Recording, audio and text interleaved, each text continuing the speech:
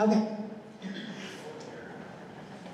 I call this convention to order at 9:34. Let's go into the introductions. Convention chair is me for the moment. Convention secretary is Mr. James Wiley. Parliamentarian, Mr. Jonathan M. Jacobs. Credentials committee chair is Joe DiBiasio. We have, let me pull up my list.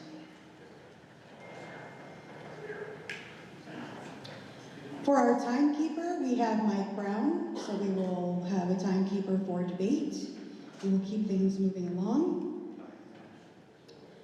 We do not have a projectionist, but we do have a technology chair, Mr. Justin Savoy, and our sound guy is Mr. Reed Dotson. Thank you so much, guys, for serving. Our Sergeant at Arms is Jesse Campbell. Yeah. So I guess if we feel like we want to get rowdy, please don't do that. Please don't do that. Or do you? And then our tellers, our lead teller is Jacob Gloria. His team will be Gary Fielder, Zach Collier, and Daniel Shinsky.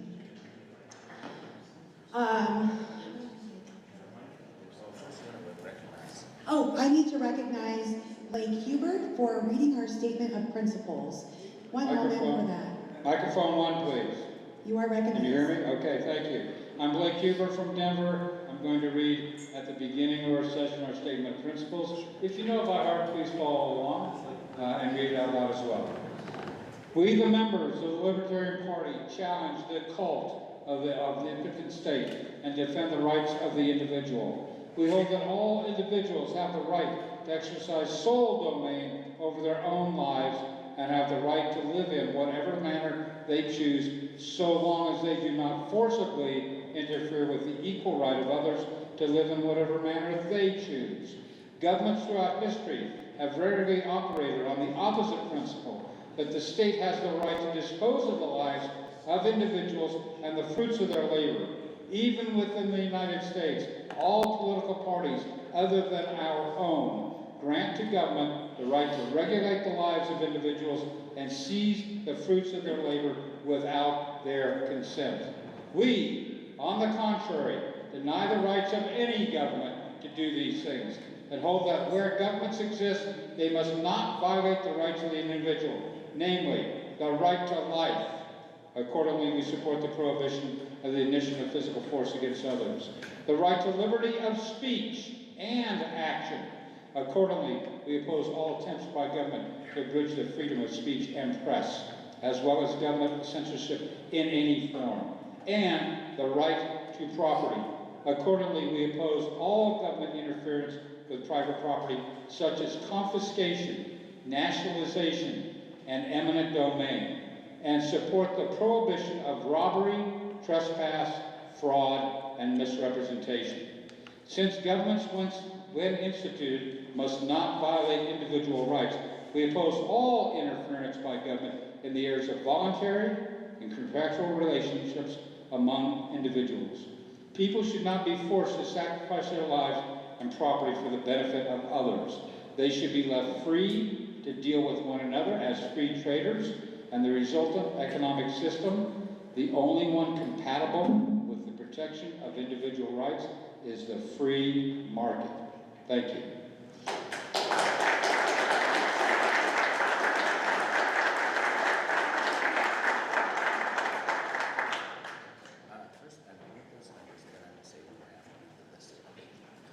Great, thank you, Mr. Huber. He's been doing that before board meetings for several months. I hope that continues. All right, we are at the Credentials Committee report. So we have 92 delegates for our quorum. Half of that is 47. We don't have a projector. We possibly could set one up, but I could just go through. Oh, we have a projector, guys. Okay, no one told me. Woo, that's great. All right, so we're going to go ahead and put the list of delegates up on that screen. Look for yourself I mean, I guess you could look for other people, but you're gonna know yourself the best. So make sure that your information is correct. And if you see anything that is amiss, let us know.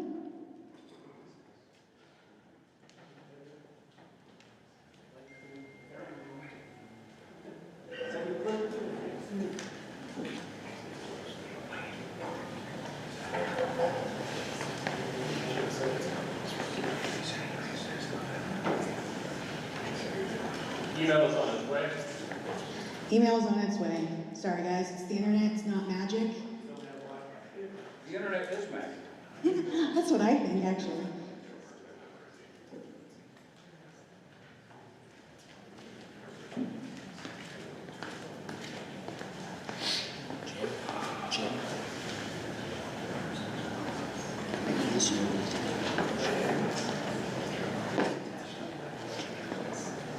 It's written down there.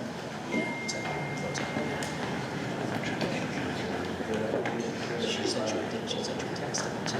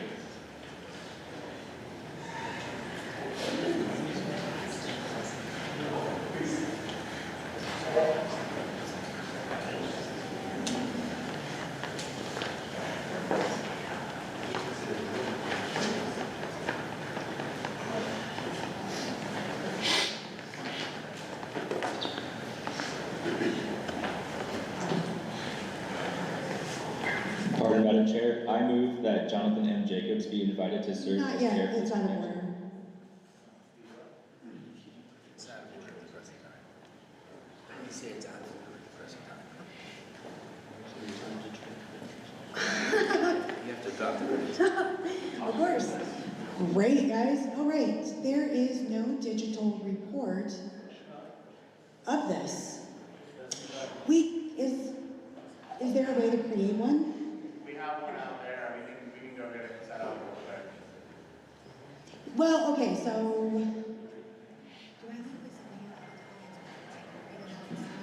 Yes, that would be good. Which would you prefer? Okay, guys, which would you prefer? Would you prefer that I slowly read out the names, agonizingly and in excruciating pain? Or can you give us a few more minutes just to get that converted here, up there, make it easier? I'll do whatever you want. Few more minutes.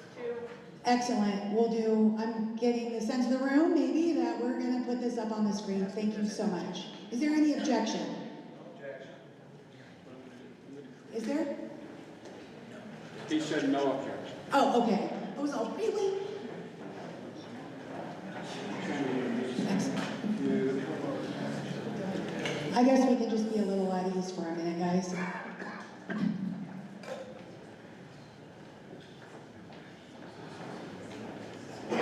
Joe.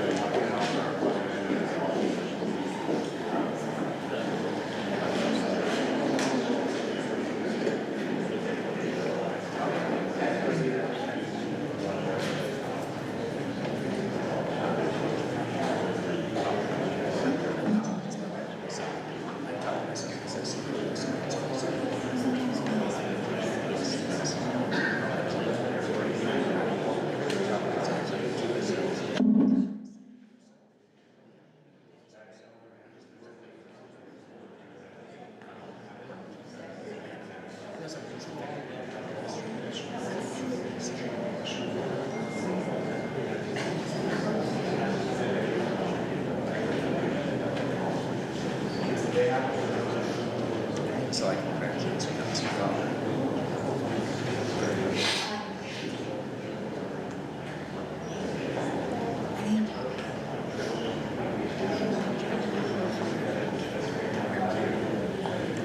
Only if you're making it. Because that's an ancient part of the practice that we have.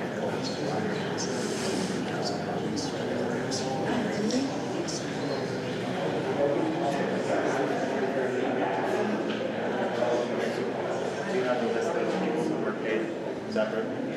I can create an Excel spreadsheet if you want, but we need to know what the technology is. Okay. No, it's no problem. All right.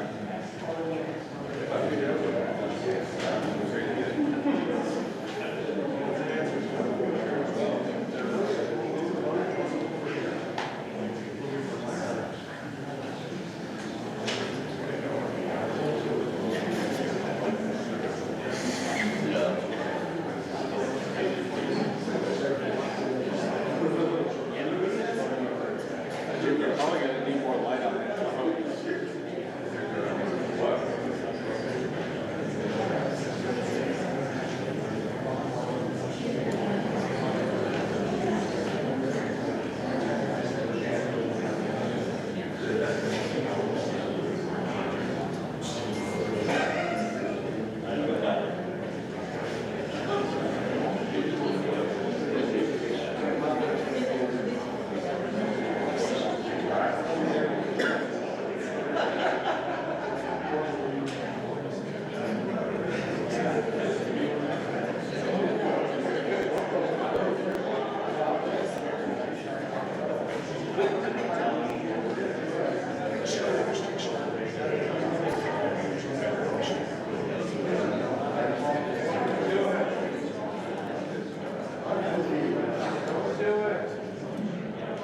Okay.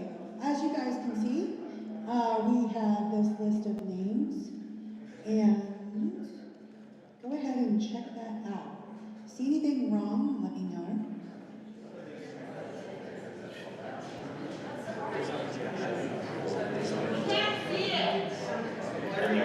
It's blurry, they cannot see it.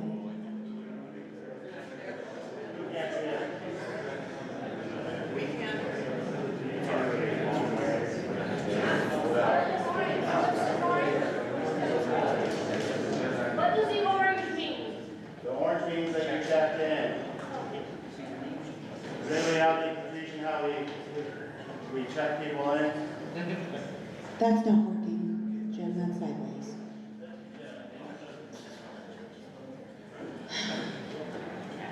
You could go in a segment at a time down.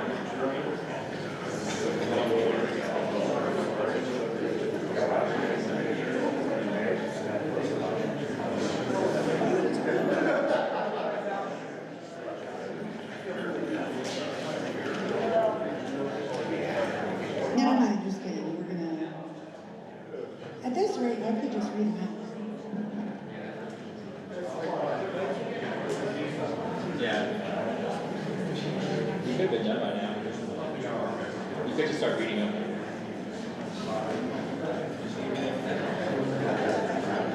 Madam Chair, if you prefer not to read them, I will. I missed it out.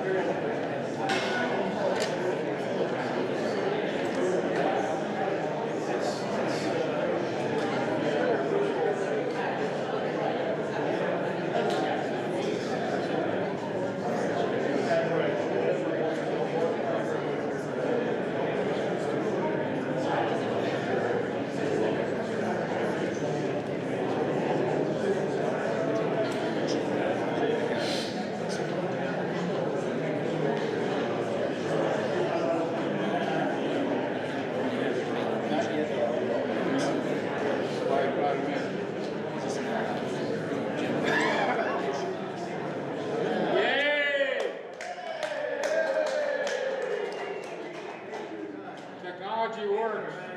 Is there a single objection to this method? No. Well, we can't see. You can't see? Oh, never mind, I was looking for And orange means you checked in and you're I here. am fine.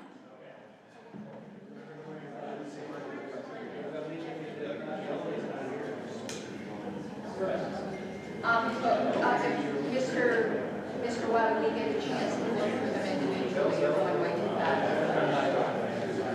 Jim? Point of order, the delegates are pursuant to our convention rules and Robert's allowed time, Yes. sufficient time to check the delegates. I would like to see each of them individually. Okay, can we go back up to the top, please? Just give me 30 seconds. Just if there's any objection. Who's here? Is it just the people that? Orange. The orange are the ones that are here. Okay, thank you.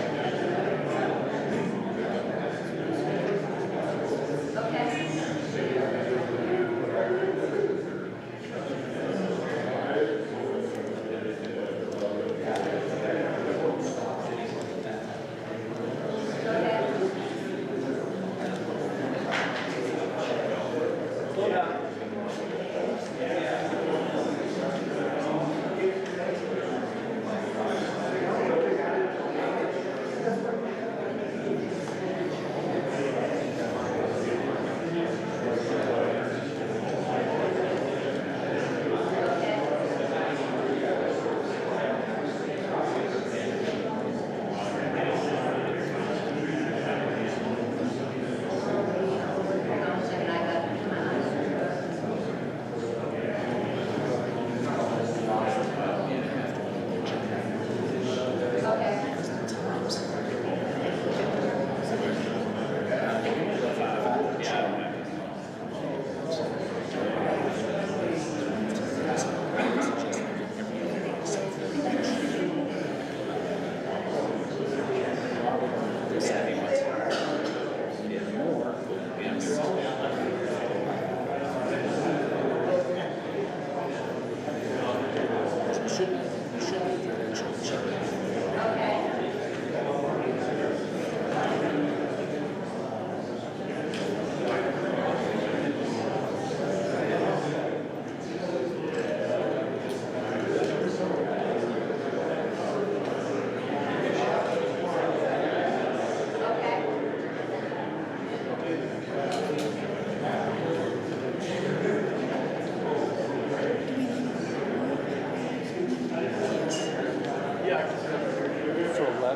I've got a series of, you might be a member of the cult of the government, like check box with me. If you think there should be a law, you might be a member. Would you mind recognizing me from time to time to do one at a time, just for levity? And I'll say, please remind the senator, you might be a member. Okay? You need to stand? You need to stand? I'll go one at a time. But I'll do it right now. I can do 4 or 5. So just to keep things kind of light. In fact, I'll do it right now.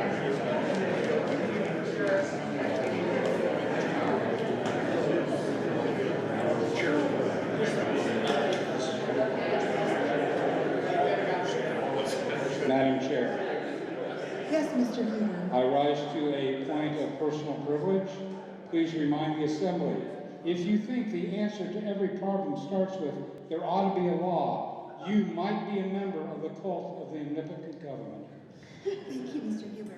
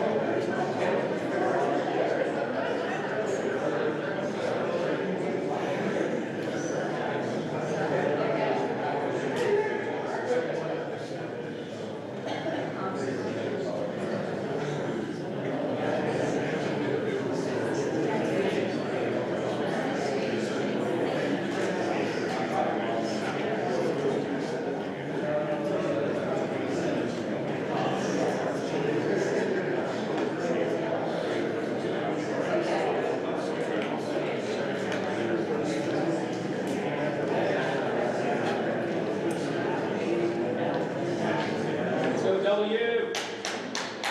Almost there. Woo!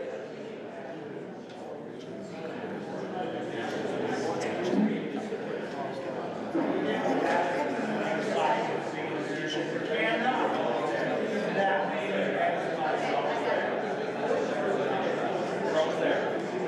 Come on. Come on, baby. Let's go. We did it? All right. Is there any objection to adopting the committee report? Sorry. And the roll of delegates. Is there any objection to the credentials committee report and the roll of delegates? Madam Chair. Mr. Montoni. Can you just repeat which names we're actually adopting as credentials? On the images, we are adopting the super sweet orange lines to match our super sweet orange bands for the support of the approval voting party. Hearing no objection, we are approved.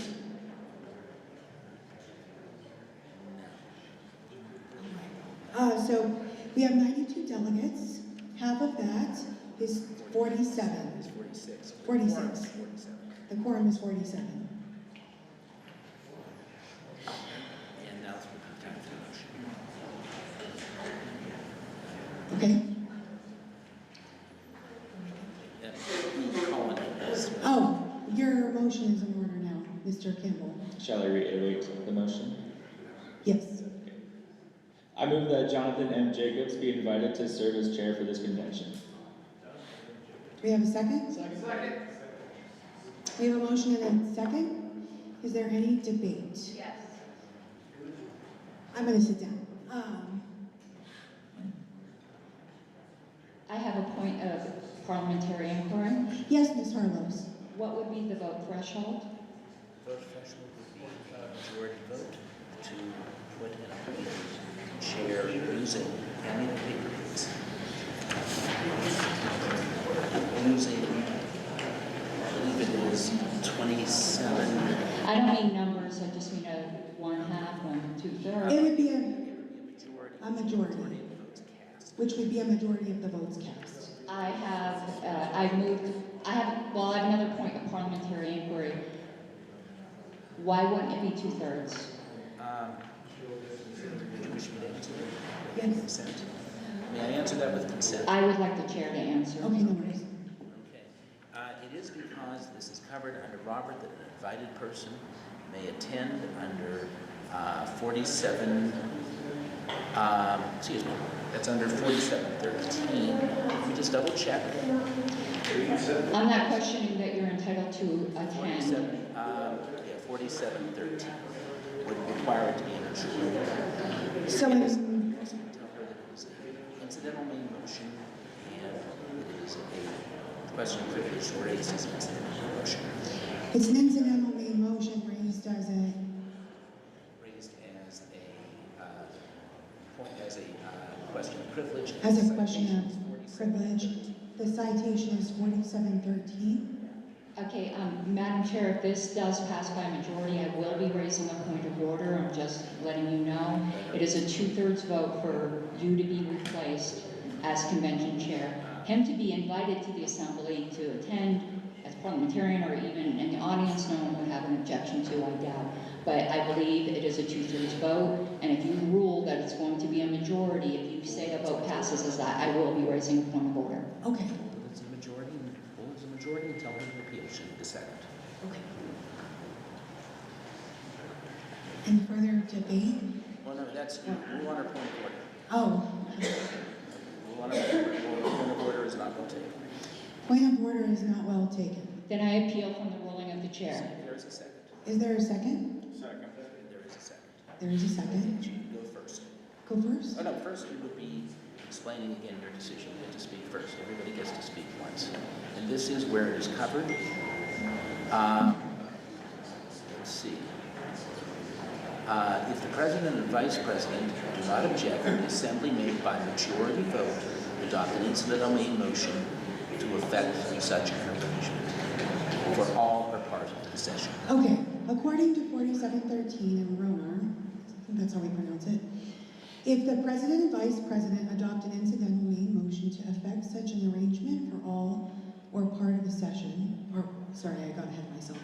If the president and vice president do not object, the assembly, by a majority vote, can adopt an incidental main motion to effect such an arrangement for all or part of the session. What is such an arrangement, please? The section, you asked What her to is repeat such- that. What is such an arrangement? What is such an arrangement, correct? Such an arrangement is if the person has been invited. If the person has been invited. Yeah, there's no question that he's invited. If this is to be presiding officer, that requires 2/3. It's up here. Certain instances. In certain instances in ordinary society, for example, if an adjourned meeting or a special meeting must deal with the problem that has incidentally divided the organization, it may be that such a meeting can accomplish more under the chairmanship of an invited non-member who is skilled in presiding. This is not an adjourned meeting or a special meeting, it's a convention. But it can be in other certain instances, that is an example. It says that's just the example, for example, if an adjourned, so it can be in other instances as well. Ask if there's any I disagree and raise my point of order, so. further debate. Is there any further debate? Those in favor of sustaining the decision of the chair, please say aye. Those in favor of sustaining the ruling of the chair, please say aye. Division.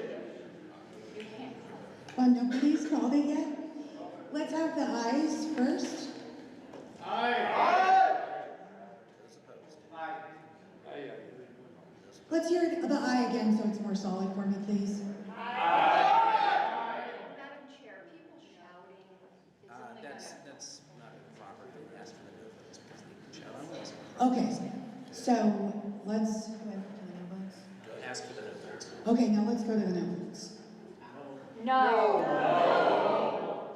I think I would take a stand and vote. All those in favor of sustaining the decision of the chair, please rise. All those who favor. All those who favor the ruling of the chair, please stand. We're going to count.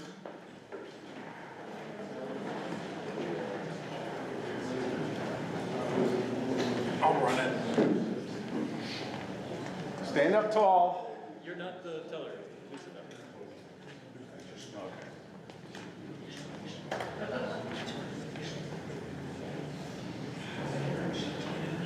I'm just collecting.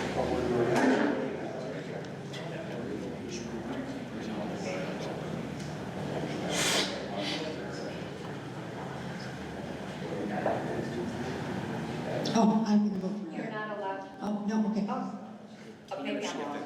Maybe I'm wrong. Am I allowed? If it affects the result. Okay. Yes.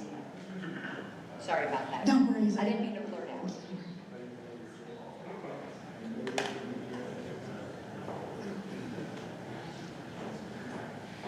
Okay, we have the ayes. When are they? Oh, good, good. Okay, great. Thank you. What's that number? 40. Okay. 41, including the no. Okay. Now, the noes, I'm going to ask you to rise so we can count you all. Oh, okay. I'm sorry. Madam Chair, it's 42 for the ayes, Thank you. including him, yes. Thank you.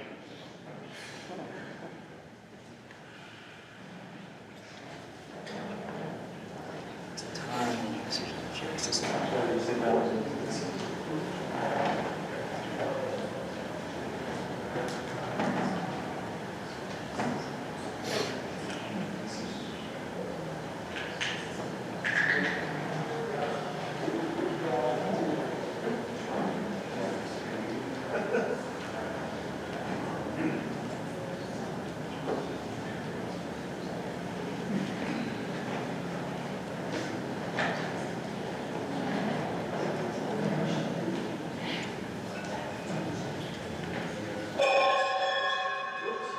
You don't have to throw things. Madam Chair, 45. 45.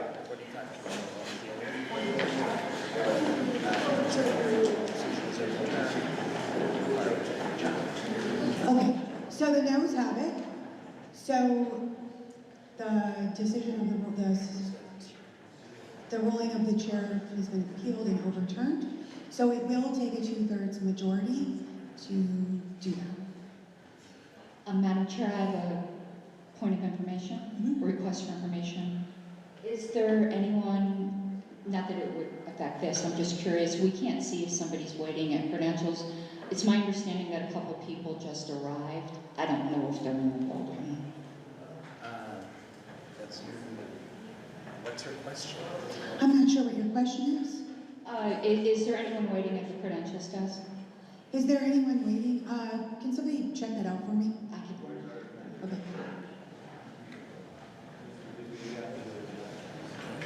Move on then to the adoption of the agenda. We're going to move that. I would suggest. Madam Chair, Joe is out there taking care of credentialing the people who just showed up. Madam Chair, I would move for a stand at ease for the 3 people that are standing at credentialing to be credentialed and accepted if they're valid. I think that's the way it is, so I will not. It's also not appropriate to move just the ones. There's not a reason to say that for it's like recess or something such as that. Recess. Let's, I think I'm gonna, we could do a motion to recess for a short length of time. I would motion to recess. I would motion recess for 5 minutes. We have a motion, do we have a second? Is there any objection? Objection, motion to amend to 10 minutes. There's been an amendment. It is amendable. A second. Second. We have a second. Second to change the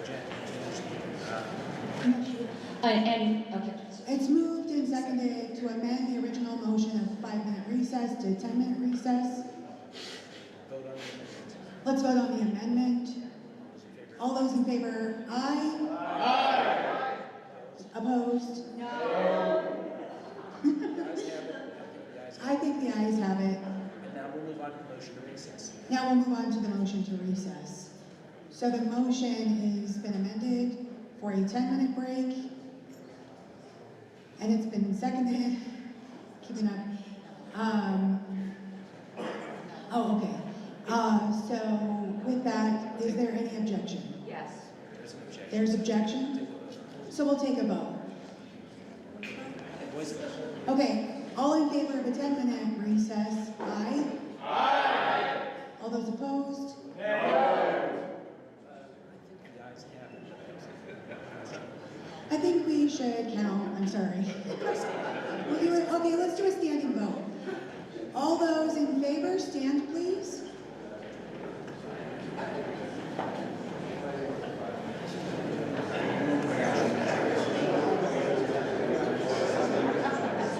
All those opposed? All right, well, I'll have you guys sit down now. All opposed to a 10-minute break?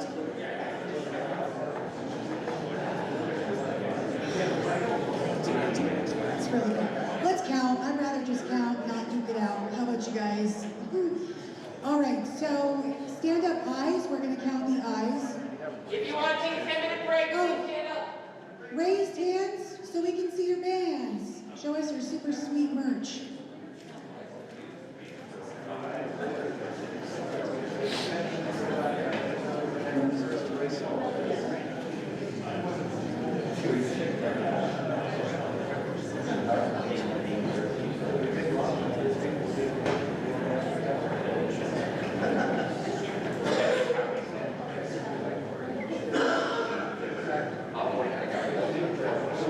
Madam Chair, as a point of information, allow both this time. No, not right now. Not while we're voting, sorry.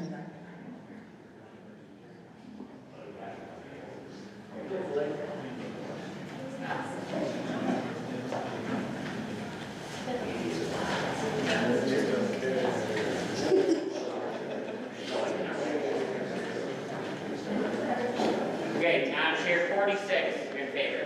All right, sit down, friends and neighbors. Now our no's.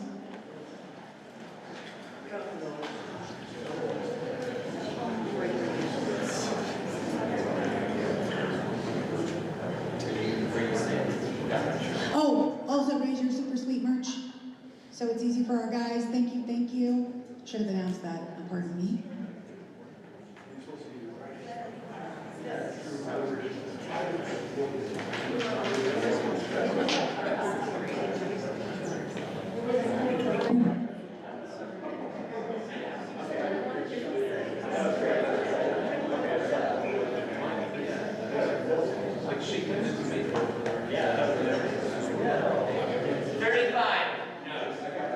The ayes have it, the motion passes.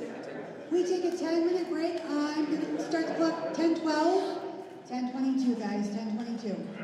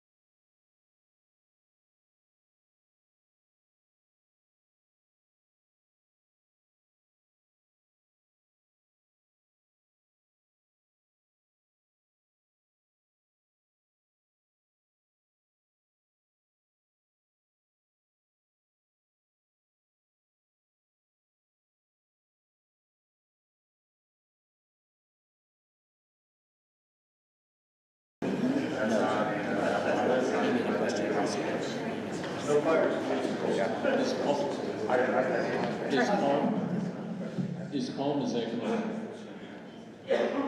Paul Mazek, please stand up. Paul Mazek, final call. Bueller?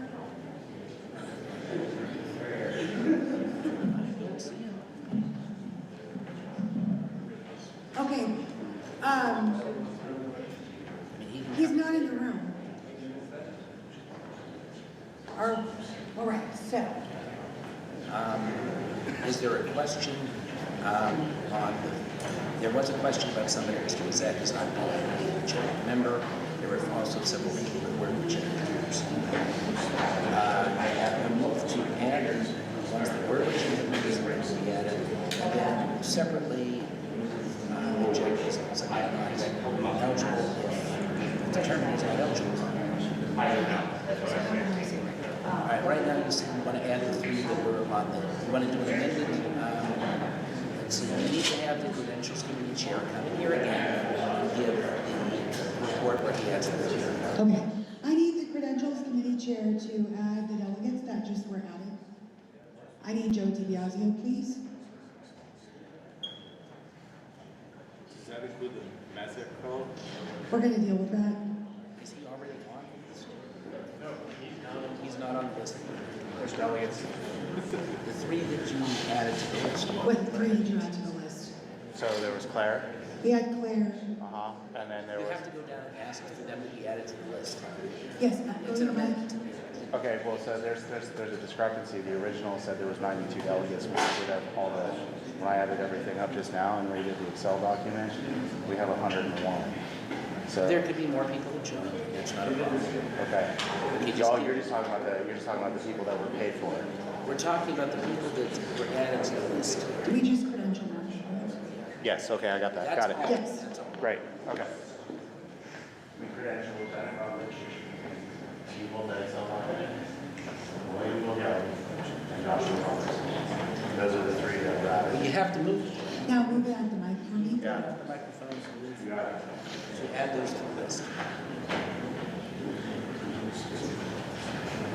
I move to add the final 3 delegates. We have Bennett Rutledge, please go down to the end of the list, William Vogelli, and Joshua Robertson.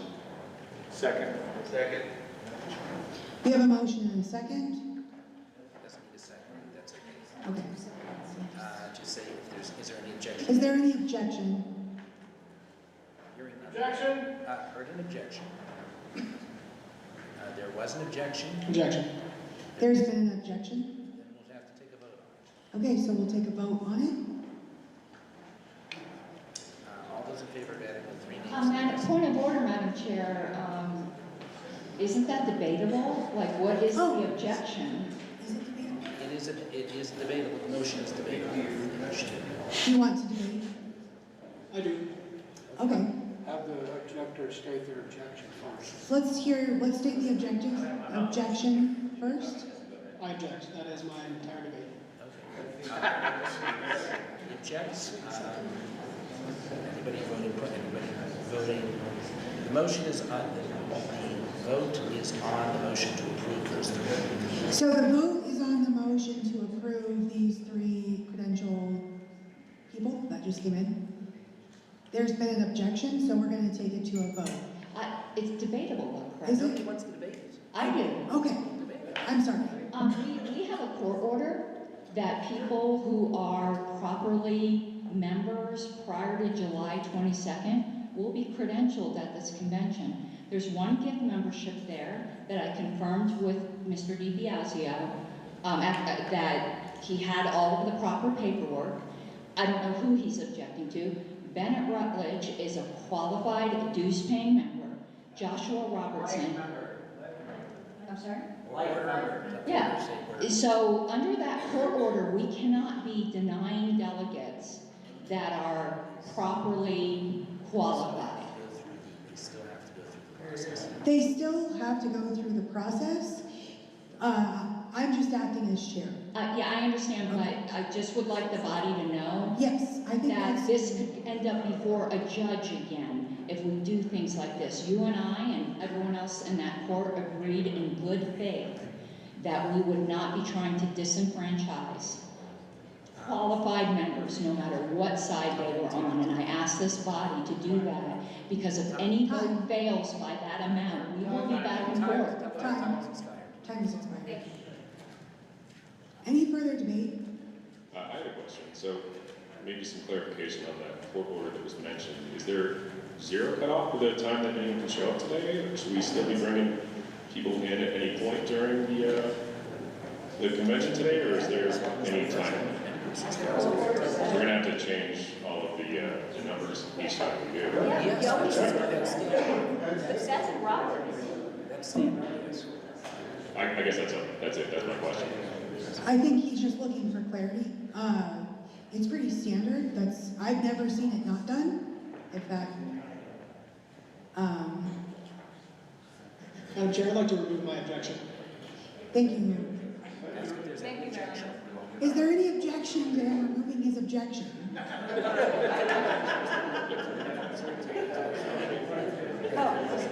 Is there any objection to those 3 members being added? Do you have an objection, sir? To the mic for me? My objection is, it's already started, they should have been on time. No, can't do it. That's not how it works.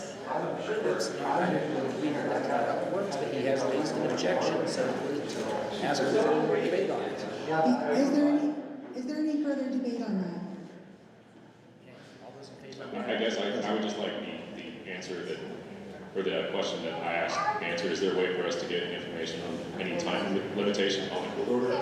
That wasn't just conjecture. Okay. With the permission of the chair. Okay. Thank you. There is no time limit in general. It has nothing to do with the court order. If somebody comes in late, they can register. That's not a problem. Okay?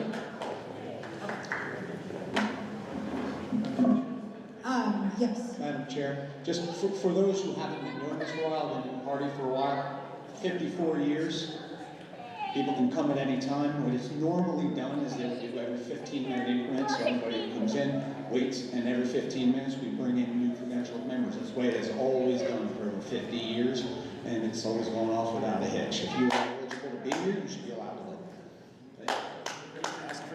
Call a question. Ask a question for debate. Is there any further debate? Thank you. To the mic.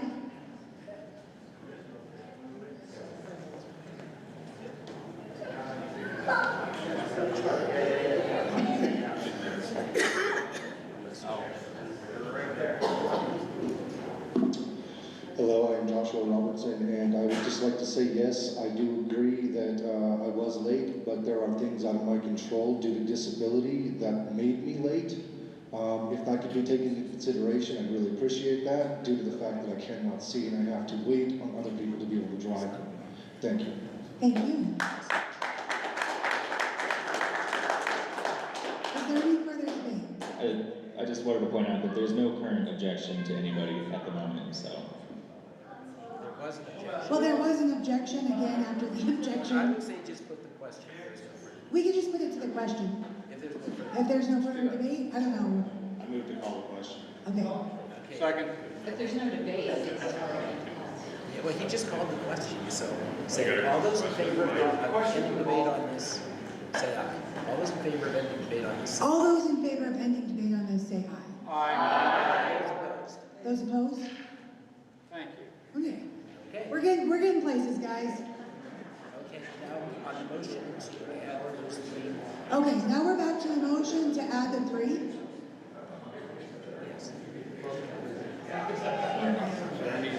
Yes. The motion is pending, ask for a vote. Okay, now, we're going to take this to a vote now. All those in favor of the additions of the delegates? Aye. Aye. Opposed? Thank you. Thank you. All right, moving forward. Now I have to go to the approval of the agenda, which We are at the approval of the agenda. now 10:42, so I would suggest doing an hour with those cuts that I recommended. You should have somebody make that motion. Whoever, well, who's going to make the motion to alter the, let's go there.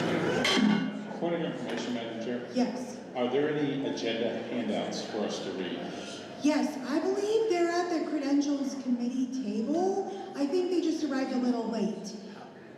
Who needs an agenda? We could just pass them out right now. There's no agenda. Oh. There's no printed agenda. There is. Yeah, the time is. Agenda's changed due to. Do you want to see the agenda that, because times are changed, do you want to see the, because we're running behind. If we can display it on the screen, Hey, that's let fine me- with me, as long as everybody can see it. Throw her up on the bad boy. Then I would suggest you move that right now.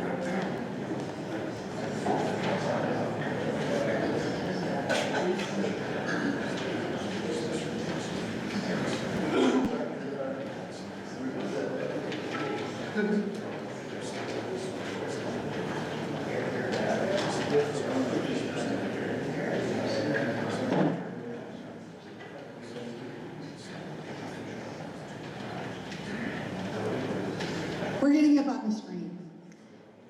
Bear with me.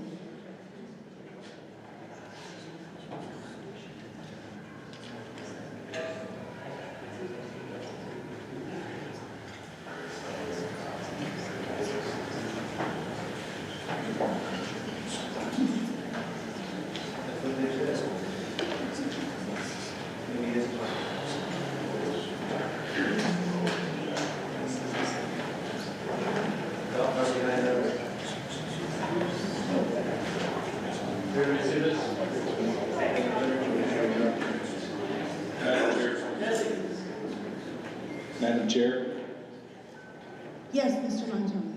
for Mr. Robertson or anybody else who's visually disabled, can we have enough time? Either can you read it off to the body or have somebody read it to him? What does he, what is he, Ask the secretary to read it. Mr. Secretary, can you please read for our, yes, ma'am. Can you please read the agenda as is currently written for all of our members so they have access and accessibility, please? The 2025 Annual State Convention agenda for the Libertarian Party of Colorado, 9 a.m. call to order, 9:01 instructions, 9:05 credentials report, 10, and this is where it gets closer to back on track, 10:30 adoption of agenda, 10:45 election of chair, 10:40. 10:40, 11 election of vice chair, 11:20.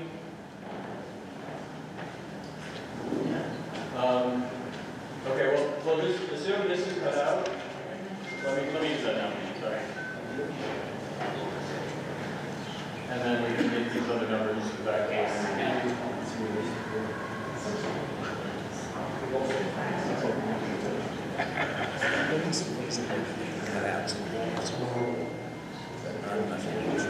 Okay, excuse me. So adoption of agenda 11:45, election of chair. 10:45 election of chair. 10:50 election of vice chair. 11:10 election of secretary. 11:30 election of treasurer. 11:50 recess at 12:10. Call back to order at 1:30. Election of affiliates director. 1:40. Election of campaigns director.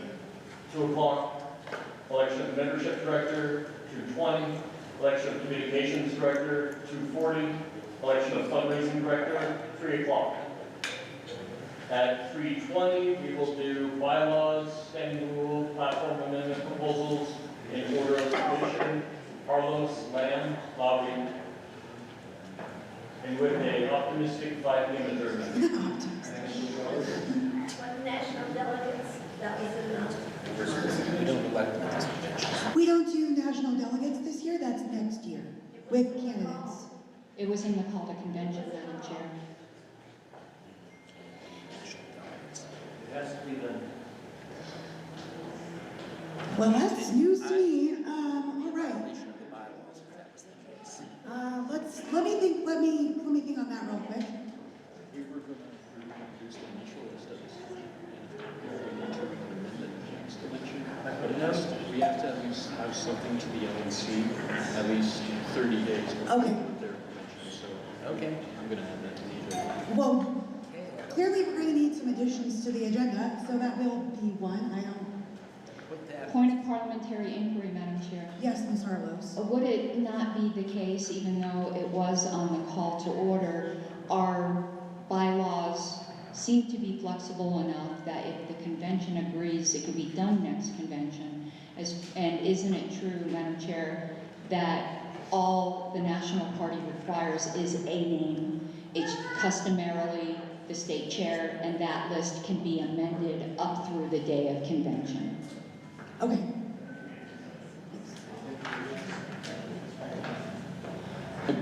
An element on this, while it can be amended up until the day of convention, there is a deadline for its initial submission. I've been national secretary for 9 years. I'm pretty aware of that. It is the state chair that you just put in a name. It doesn't even have to be anybody who's going. Would need to name this. Yeah, that's correct. You can adopt a motion, put it on the agenda, but adopt a motion to name the state chair as delegates and the others to whoever the state chair is. I'm going to add to the agenda adding national delegates. We're going to have one national delegate, and that'll be sufficient to meet the submission requirement. It'll be the chair. The state chair. Whoever the state chair is. I'll wait till we go to amendment. I guess I think that I'm doing what you're asking, but I'm confused as to why I'm not. All I'm saying is I believe that the body can say, no, we're not going to do it this convention, we're going to do it next convention. We don't need to elect one. I don't think the votes are going to be here to elect one. I will not vote for that on the agenda. Chair, by virtue of his office or her office, represents the I think that's because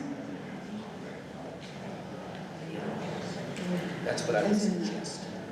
Point of order also, Madam Chair, the agenda is missing what's required to be elected this year of the Judicial Committee. They're elected on odd years. yes, I'm expecting that. I'm not sure why it's not on the agenda.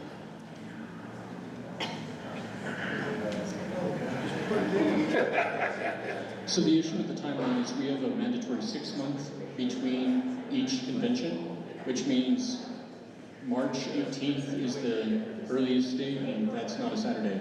So we're looking at a May convention for the National Party, which means early in April we need to have a convention next year.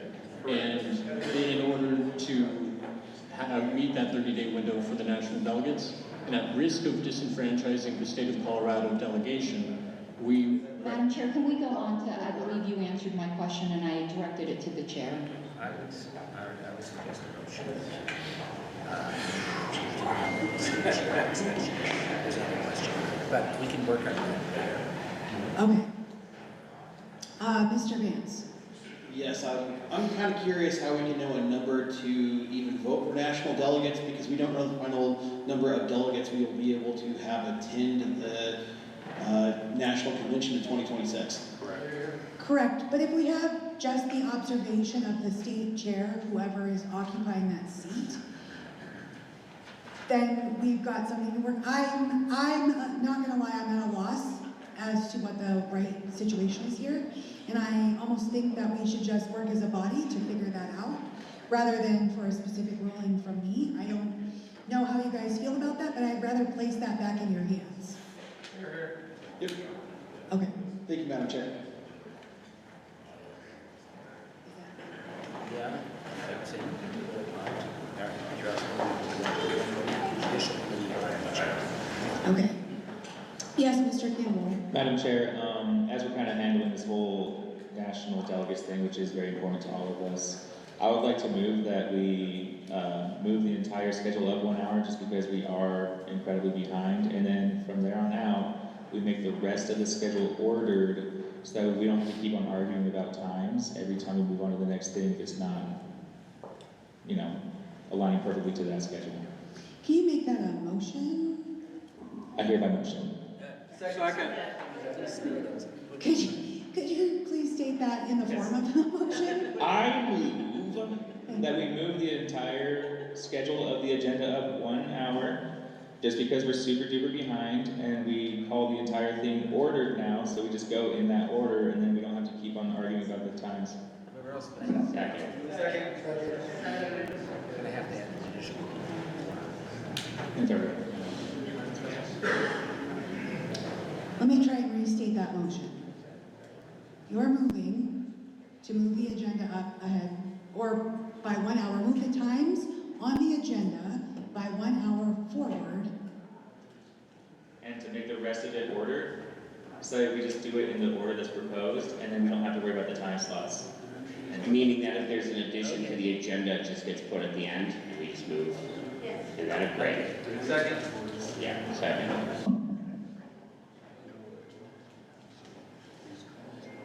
Well, you can make it, you can make it. And I have an amendment. You can make an amendment. I have an amendment to that, Madam Chair. One second.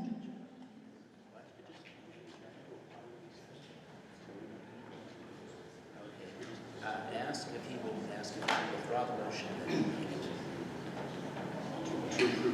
to approve the agenda, to withdraw that. Mr. Campbell, Yeah, I would ask him to withdraw it at this time. We're gonna have another one. I would withdraw your motion at this time, and we'll figure this out. I'm a little confused. Sorry, guys. Withdraw basically? I withdraw the motion. Thank you. No. Is there any objection? Is there any objection? Thanks. Does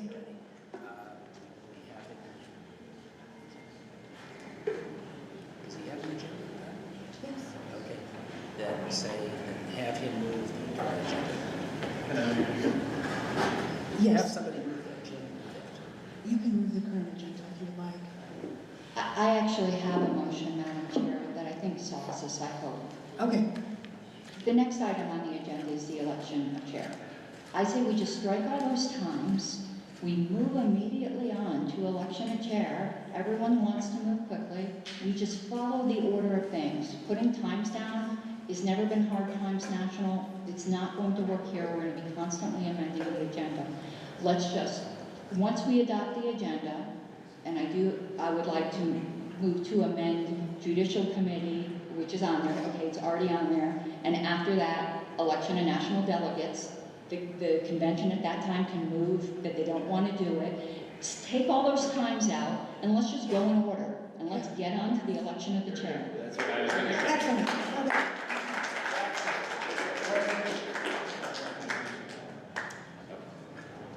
All right. So that was a motion. Yeah, To just move along, disregarding times on the current agenda, but adopt the agenda as is. and the only change is to put national delegates after judicial committee on the screen, and the convention can make whatever decision it wants to do with national delegates at that time. Is there any objection? Is there any objection to the amendment? We have, looks like. I have one objection. To the mic for me? Point of quick information. Yes, Mr. Is there a Huber. new delegate count? Has a new delegate count been announced? No. We added 3. Yeah, we added 3, we don't, that's all that we basically. It's 95, we added. Yeah, we don't. Yeah, it's 95 delegates. We added 3. Yeah, we don't have to add it. Let's hear the objection. We already have one motion that's been made and seconded. It's been withdrawn. I suggest we vote on that first and then we. It was withdrawn. Is what? Withdrawn. And it's basically the same thing. Okay, All right. motion. So the motion is to adopt the agenda as is up there on the screen with the amending of adding the JC, which is there, and the national delegates. And then you guys can decide later what you want to do about that. Is there any objection? And we're striking the times, we just don't. We're just striking the times and going in order. You can ask if there's any objection. Point of There. information, Yes, is this the year to elect the national platform representative and alternate? The board does that. the board does that. No, that, the bylaws, No, no. the by, okay. It is. Is it? Okay. It's, No, you're right. It is, yes, that's correct. I move to insert election of, Please don't move, just ask me to do it. okay. I would stick it right after judicial committee.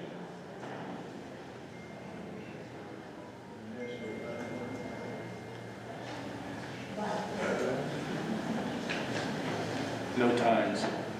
Well, that is impressive. Oh, true.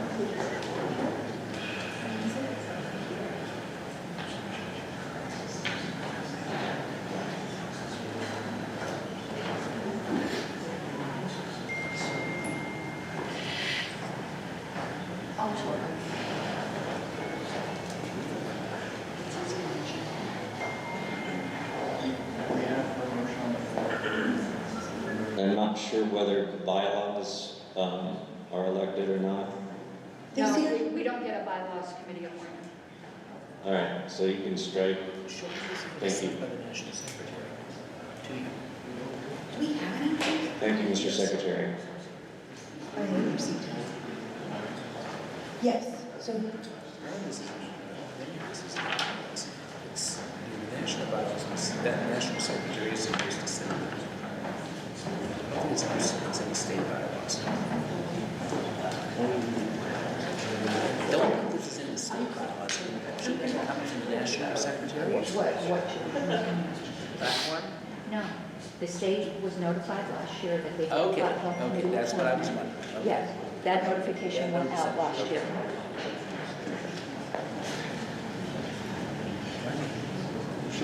if you'll withdraw the motion, we can just make the change and then adopt the agenda. How do you feel about that? I think we can all just agree here. Okay, okay. There was one objection. Oh, there was one. Let's just vote. Oh, yeah, but I ruled that we already took care of that. Okay, all right. Approval of the agenda, guys. Work with me here. Is there any objection to approving the agenda as written on the screen? Would you like me to read it again for you? No, that's fine. Okay. Just double checking. Is there any objection? Point of information, so again, just to clarify, are we still going to be having lunch at the same time once we get to that point? That's a good question. I am starving. I don't know about you guys. So will that move lunch to 1? No, you have a hard time for that. I mean, Okay. Well, I guess, will you just withdraw your motion and we'll go forward just so we're not fighting about it? Oh, did you? Okay. yeah, I said let's just. I'm sorry, okay. All right. Is there any objection to passing this agenda? Great. Stands approved. Now we move on to the election of the chair. Are we having fun yet, guys? I will open the floor for nominations for chair. I nominate Wayne Harless from Douglas County. I nominate Keith Lowry. Has been. Mr. Lamb? I nominate Mark Ellsworth Jr. I turn it down.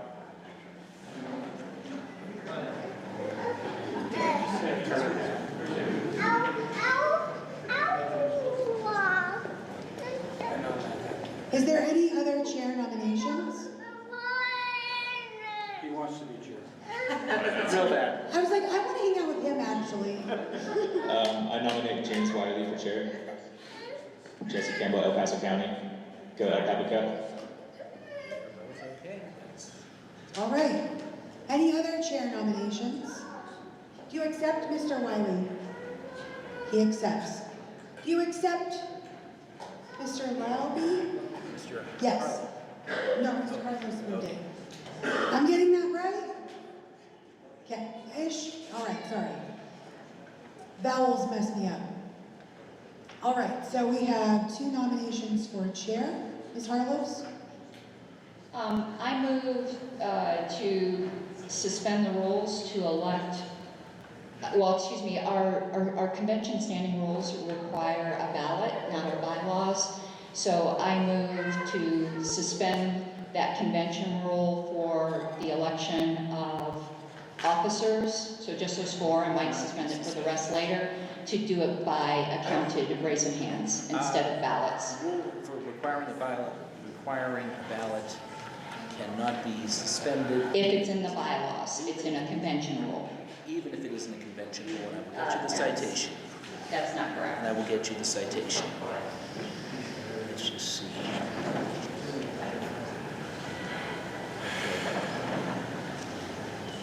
This is 4551. Would you like me to read it? Yes. Okay. 4551.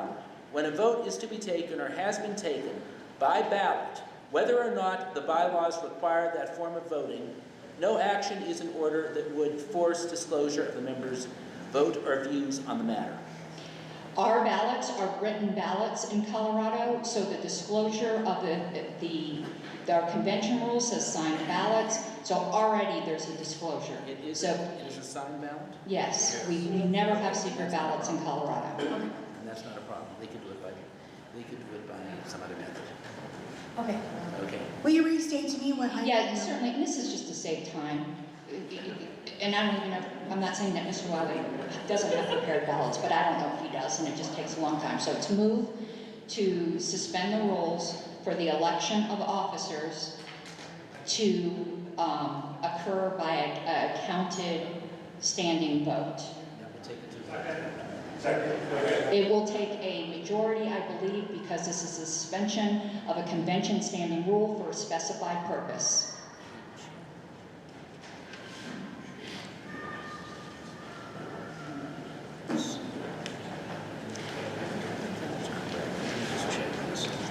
Part of the problem is this was not an adopted.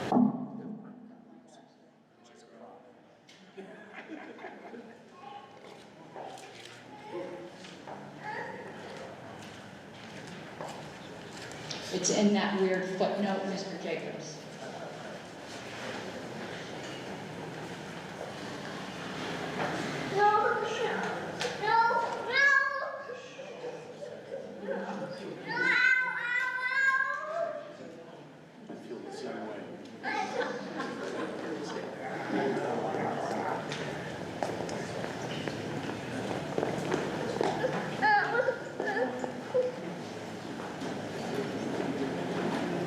In theory, this would protect, well, since it's a signed ballot, it should be okay to do it for majority. It's okay for majority. Okay, so we have a motion and a second to move the 4 positions for officer elections to a hand count vote? Yeah, standing counted vote. Standing counted vote, and it's been seconded. Is there any debate? It's not debatable. Oh, it's not debatable. It's a suspension of the rules, it's not debatable? Yes. It's not debatable. Sorry. Not debatable, sorry. He objects.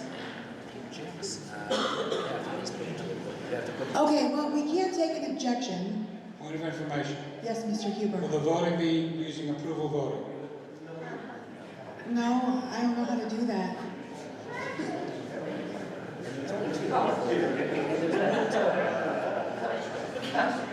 Madam Chair, I do object on the basis, notwithstanding Colorado law, that we do sign our ballots. In past conventions, it is only the teller team that knows the individual's votes. Those votes are not read before the body.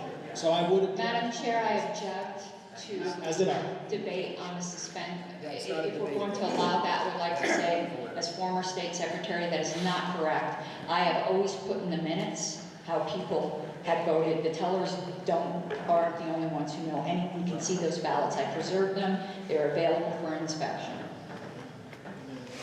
Okay, I'm going to put it to a vote. Okay, let's put the objection to a vote. It's not the objection, just put, he objected to doing this. You have to put the motion to a vote and whether or not you're going to stand. Okay, so we're voting on whether or not we're going to stand and vote, count for voting on these 4 elections. Yes, votes stand and you shall be counted. Oh, and show us your super sweet What's a swag. yes vote, what's a no vote? A yes to suspend the rules for stand and count, correct? Yes, instead of a written ballot. I'm gonna go ahead and just ask the ayes to stand, and we're gonna count you. We're just gonna skip to it, because we're gonna get there anyway. What happens if that? I think it's going to happens if that has to call for the nose.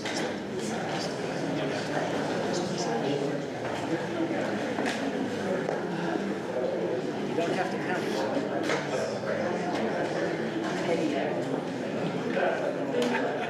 Maybe she's coming. What are we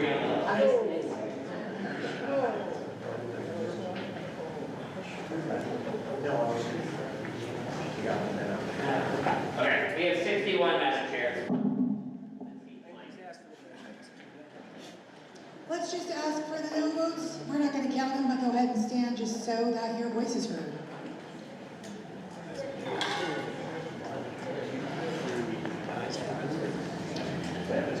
We're not gonna count, Jacob. Oh, okay. Thank you. I just want them to make sure to have a voice. Okay, I wasn't sure if you did that number. Thank you. Clearly the ayes have it. So for the 4 officer elections, we will do standing counts just like that. Good. Great. Now, do I open the floor for nomination speeches? yeah, I'm trying to see. I think there's a 5-minute rule.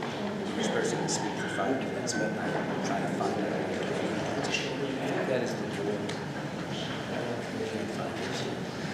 I believe it is, yes. I'm doing this from memory. It should be. I believe it's 5 minutes for each person. Okay. So I'm going to go ahead and open the floor for nomination speeches. If you would like to give a nomination speech for your candidate or your candidate would like to speak, you'll have 5 minutes total to do so. 5 minutes between you, or you can just speak one person for that 5 minutes. Is that clear? Enough? As much? All right. Would anybody wish to speak on behalf of their candidate, or would a candidate wish to speak? Mr. Laube, hit up a mic.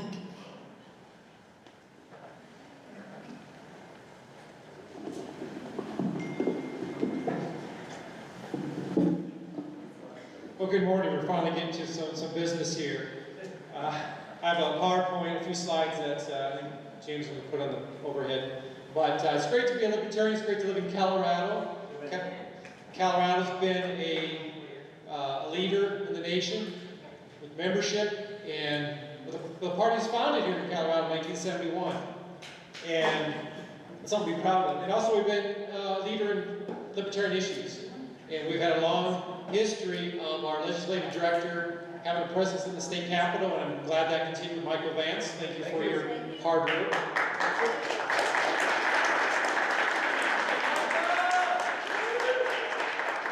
And we just don't have a few bills that go through. It's hundreds or nearly 1,000. I mean, it's incredible. And to try to track all those is amazing.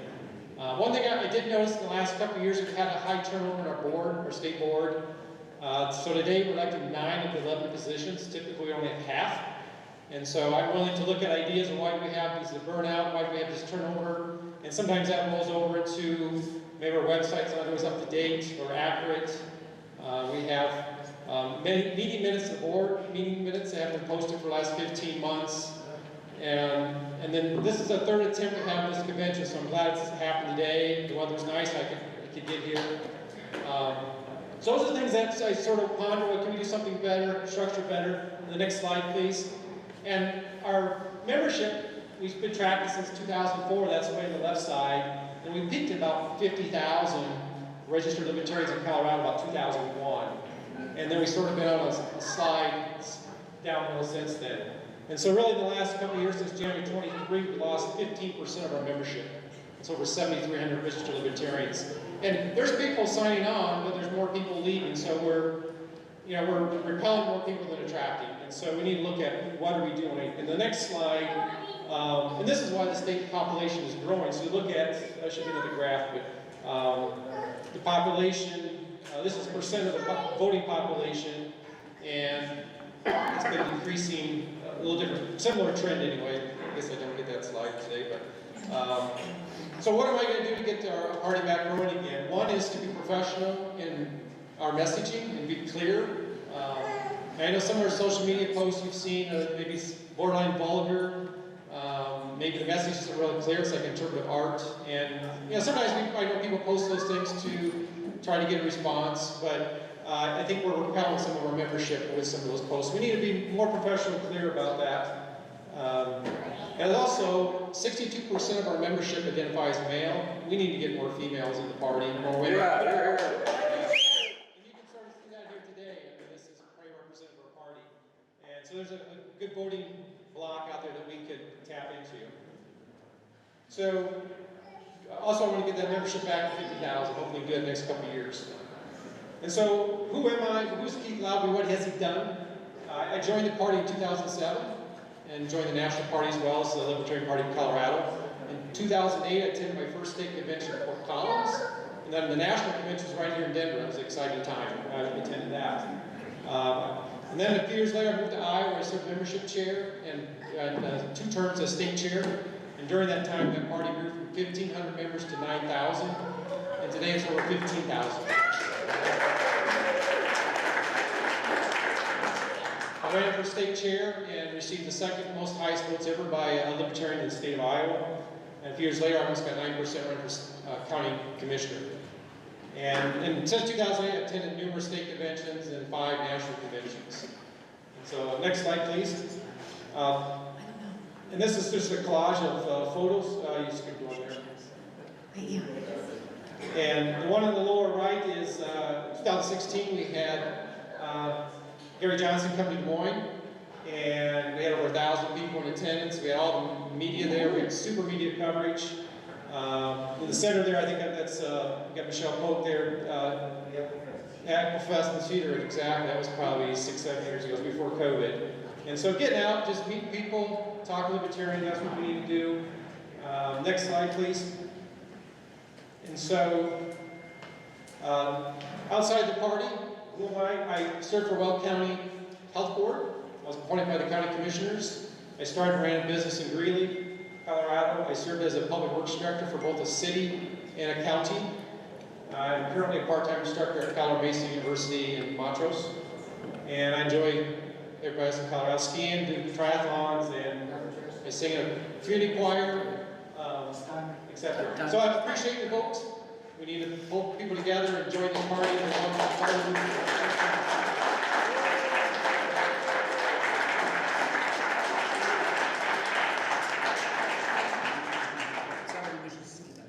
Are you ready to speak, Mr. Campbell?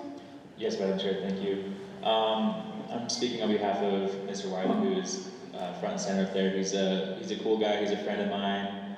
I'm really loving this length of hair on him. Keep it up, Jim. I've known him for a good minute, though. He's been a good supporter of LPCO. He came around to, I think, our first Liberty on the Rocks when it was just a few 5 sad people. And then he's been there to watch it grow from very start. And we're like, 35 plus heads usually, and that's pretty cool that he's been there for us, even when we were just like little baby parties out there. And he's busy working the convention right now. It just kind of shows that he wants to do his due diligence and actually do the job. And that's, keeping it in line with that whole thing. That's all I'm going to say. Thank you. Thank you.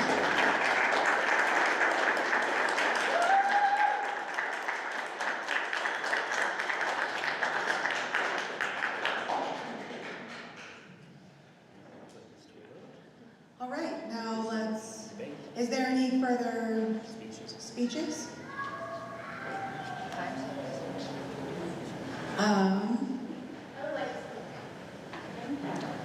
For a chair nomination? Correct. So Mr. Lobby is at his time. I'm sure we have a little time left for James. Can I speak for NODA? Oh, yes, of course. Okay. My name is Allison Spank, if you're not aware. I was treasurer for the LPCO for a good 3 months before resigning over an RFK ballot. I joined the Libertarian Party from the Democrat Party because I was tired of the hypocrisy of my emotions being manipulated, the lack of integrity. And what I've seen since becoming a member of the Libertarian Party is the Libertarians submitting to the state. I know they don't see that way, but I do. I don't abide by the more or less freedom philosophy that it seems we are now abiding by. I stand for freedom. Yes. That's it. So, sorry, I just wanted to pull up one quote, if I can find it. Oh, sorry, bear with me. And I'm typing. It is for freedom that Christ has set us free. Stand firm then, and do not let yourselves be burdened again by a yoke of slavery.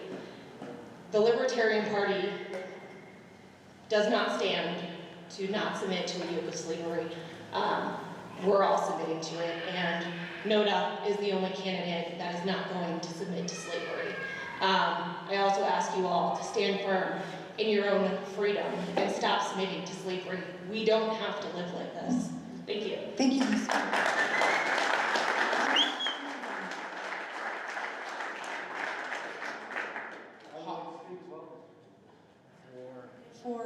Well, first, Josh, I will acknowledge you just to find out the purpose. Who are you? My name is Josh Metzl. I want to speak in support of James Wiley for chairman because he's not running on a DEI platform. Thank you. Thank you.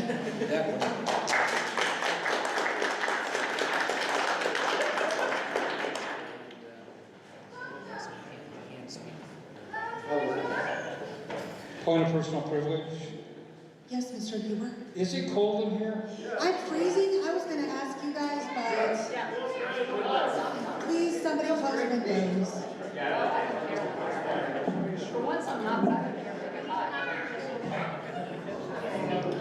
Hello, I'm Joshua Robertson. I am a member of the Arapahoe County Libertarian Party.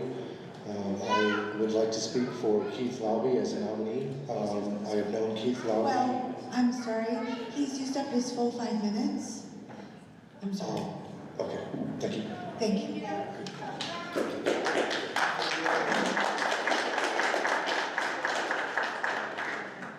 I would like to speak in favor of Jim Wiley because he knows how to pronounce Colorado.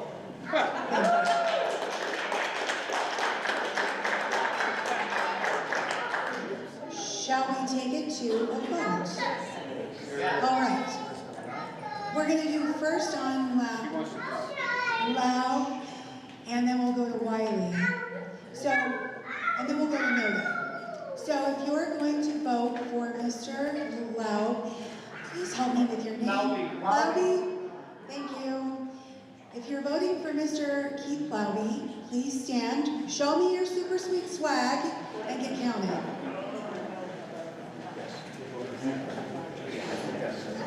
Yeah, there's the hand.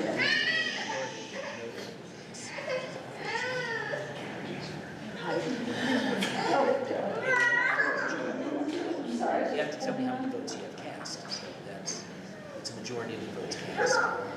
Okay. Well, you count the number of votes first. How many votes are there? Get that count. You get the count for Jim, you get the count for Noda, and then you add that together, divide by 2, and that's what the majority. And add anything above that number is majority. Yes, I can. We need the numbers. Can I just talk about it? Do you want the total, or do you want to move on to voting for everybody else and then the total? Okay. I need the total. Let me, I don't have it. 54. Okay, please be seated. Please be seated.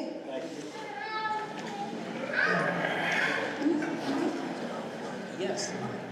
All right, so. Oh, no, you technically you would have been in the bag, so I'm going to say that you could have voted for one of the candidates because you wouldn't have been permitted to vote on a signed ballot. Okay. You can't be right. All right, so if you're voting for the rambunctious Mr. James Wiley, please stand, show me your swag, and be counted.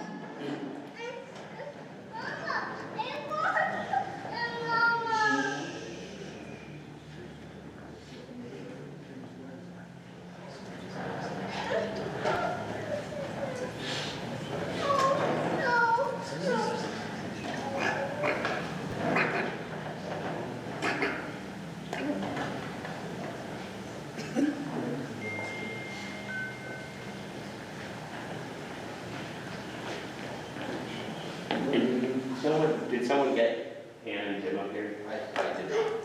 Okay, great. Okay. There you go. Thank you.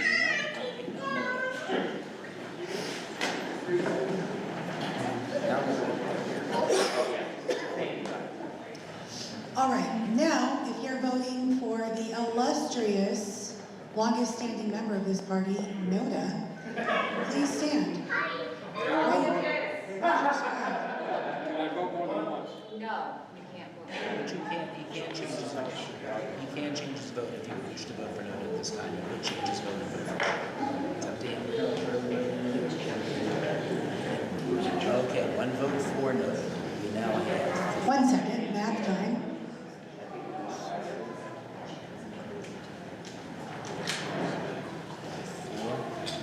four votes. The majority is 47. After actually, the majority would be 48. Steve Lockley has the majority. All right. You say, announce the total number of each one. That would be 39, 51. 40, 54, 39, and 1 for no. All right. Mr. Labby had 54 votes. Mr. Wiley had 30. Yes. A point of order. Hey, how do we determine that nobody voted twice? It's a good question. You don't. Libertarians are always honest. 94, we have 94 votes, so it's at least matching with the amount of credentialed delegates. Okay, it is matching with our credential delegates. Yeah, honestly, that's really the way, just to make sure the number doesn't go over. Yeah. Okay. So just make the announcement. Pardon? Could you repeat what you said? Yes, I'm going to. Mr. Lobby had 55 votes. Mr. Wiley had 54. 54. Mr. Labby had 54 votes. Mr. Wiley had Had 39. had 39 votes. Noda had 1 vote, holding it down in the back. And so So Mr. Lobby is. Mr. Labby is elected as next sheriff.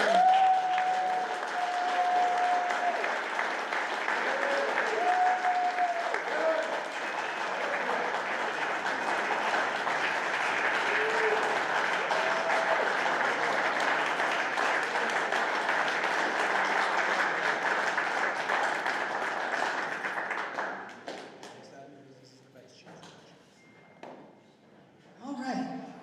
For the record, total votes? Total votes were, I have 54, 39, 39. I had a 90, and total votes were 94. A majority would be. Speak in the microphone, please. Okay. A majority, total votes were 94, a majority would be 48. Thank you.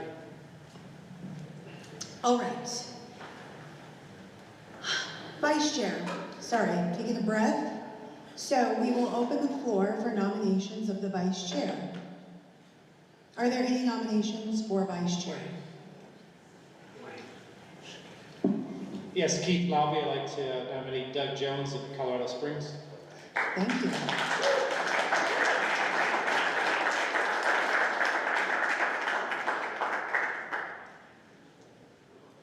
I would like to nominate Noda.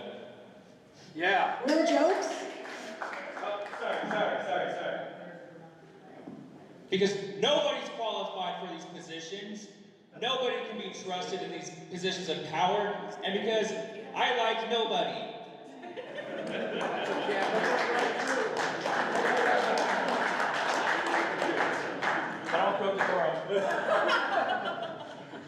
All right. Any further nominations?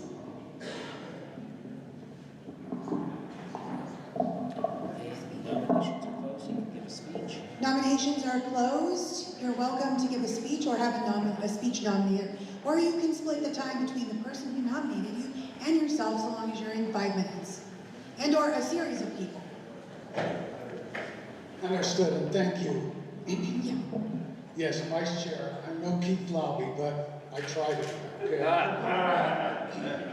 Good morning, fellow Libertarians. It's still morning, believe it or not. My name is Doug Jones, and I stand before you today not just as a candidate for vice chair, but as a committed Libertarian who believes deeply in our principles, our purpose, and our potential.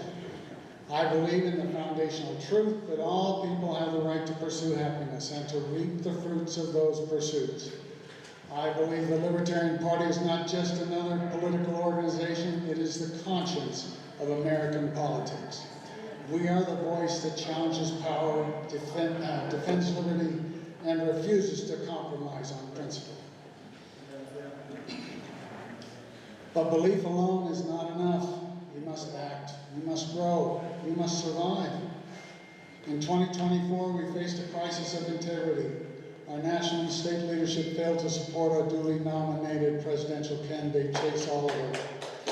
Instead, they attempted to substitute RFK Jr., a movement violated our bylaws and betrayed our members. The result, a third of our active donors in Colorado walked away.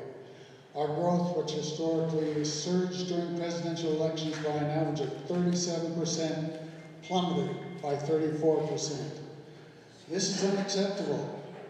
As your chair, I will never support candidates outside our party and partisan races. I will never bargain away our political capital. I will uphold our bylaws, our values, and our voice. I bring experience. I've served as chair of the Utah Libertarian Party. I spent decades as a technical writer and business analyst, helping organizations clarify their missions and document their operations, which is one of the duties of the vice chair here. I will assist our directors, support our affiliates, and ensure compliance across the board. But I offer more than qualifications, I offer a plan. I call it the L-Train. It's a grassroots organizing strategy built around precinct-level engagement. And through it, we'll find new leaders, find new candidates, activate our base, grow our dues-paying membership, and get out the vote. This is how we build a movement, not just a moment.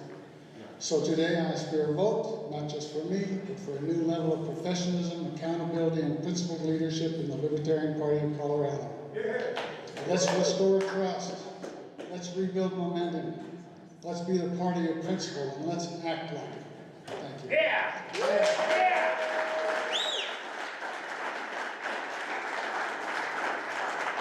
Delegate from Arapahoe County, I'm not familiar with your name, sorry.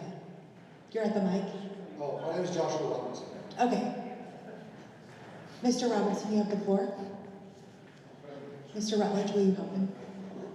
Hello, I am Joshua Robertson from Arapahoe County. I would like to speak for Doug Jones. I would like to say that I would like to agree with the fact that we need to run our own candidates and we need to not put other people from other parties on our ballot. We are libertarians, we are not Democrats, and we are definitely not Republicans. We are our own party, we believe in liberty, and we do not believe in running other candidates for our full personal gain. Thank you. Here. Madam Chair, point of personal privilege. I'm very happy to stand by the vote we made with RFK, and this Libertarian and many other Libertarians did feel that that decision was right. Many of you did not see the amount of... It's out of order, I'm sorry. Thank you.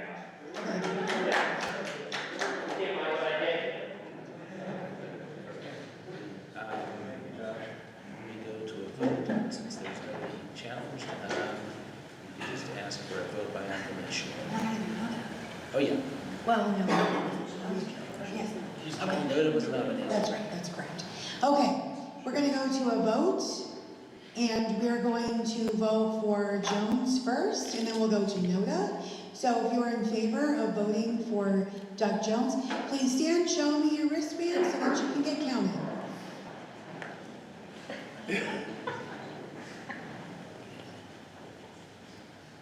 It's not standing, you gotta stand. Don't. She said I was upstaging.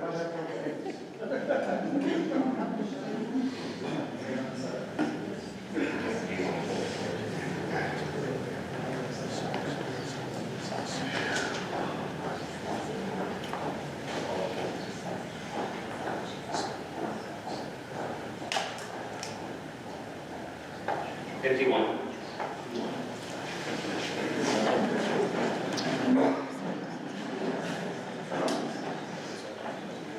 All right, if you are ready to vote for NODA, please stand and raise your hand and show me your super sweet badge, or swag of the wristband. Oh, now you fucking stand.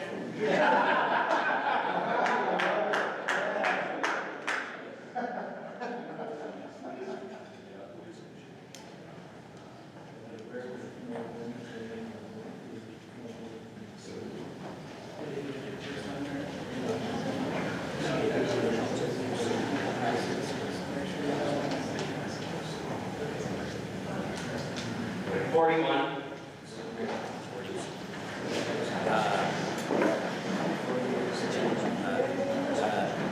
Mr. Jones is 1, is a majority. So this is it. Mr. Jones is 1 is a majority.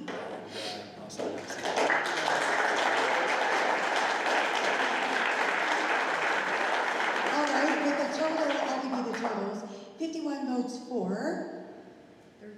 41. 41 for NODA. You want a majority? Yeah. Let's just check this out. 2. Majority is 47. Majority is 47. Do you want majorities on NODA votes? I mean, that's fine. We can do that. All right, moving on to. No, I don't think so. Where's the agenda? Here, secretary. All right. Next position, we're opening nominations for secretary of the Libertarian Party of Colorado. If you would like to make a nomination for secretary, now is the time. You have the floor.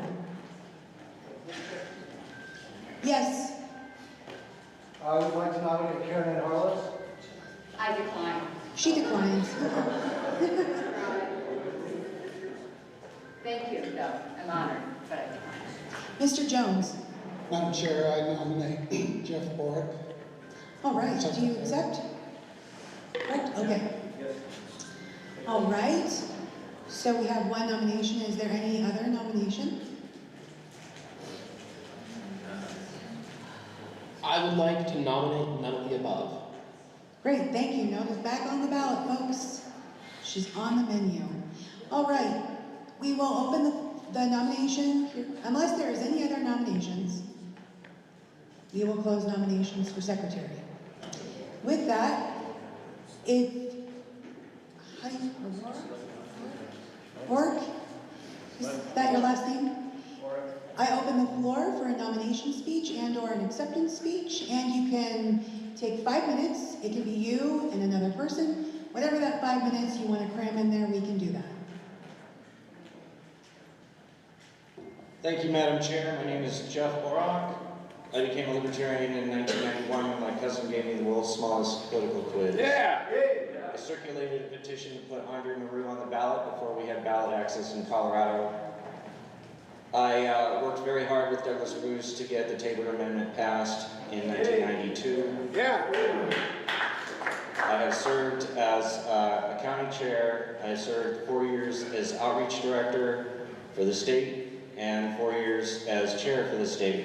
I have served many years, I've lost count, for Constitution and Bylaws Committee, and I've served 2 terms at the National Bylaws Committee.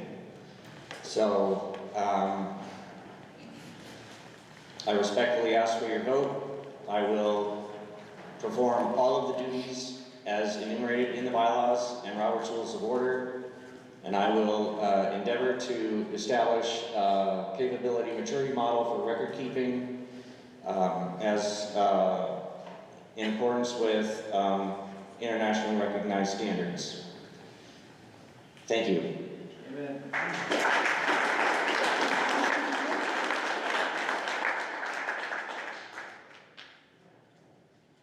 I wish to be recognized to speak. Yes.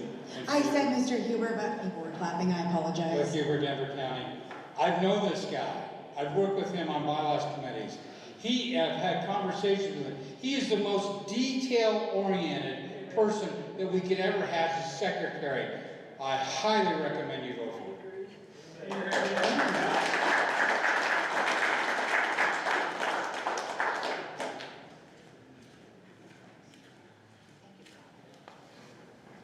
Mr. Daniels.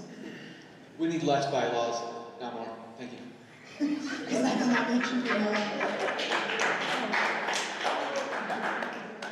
All right, so nominations are closed, nomination speeches are closed. Let's take it to a standing count vote. You know the rules, guys. Stand up, show your super sweet orange, get counted. I guess I should announce we're taking a vote for Mr. Oro. For secretary. For secretary. Stand up. Come on. Don't tell me what to do. You're not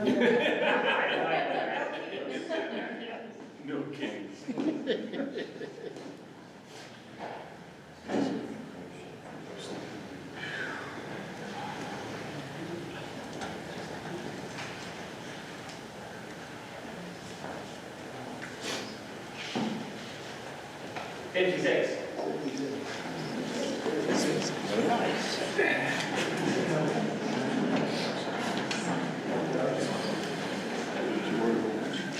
All right, let's take it to a vote for Noda.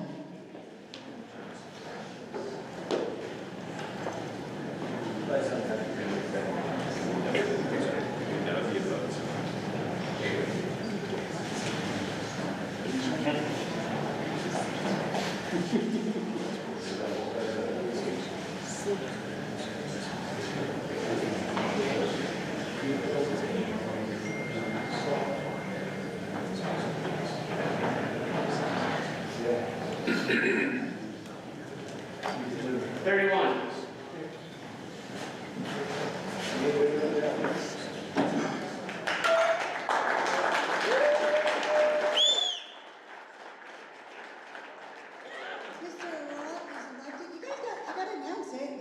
That's when you clap. All right. 56 in favor. 56 in favor. 31 for Noda. 31 for Noda. And the majority was 44. Majority was 44. Now you clap. Yeah!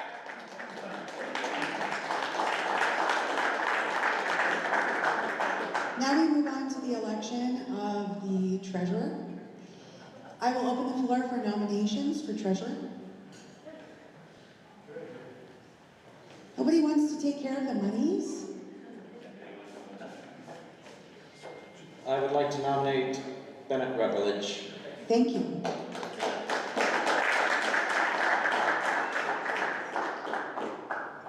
I nominate him. Thank you.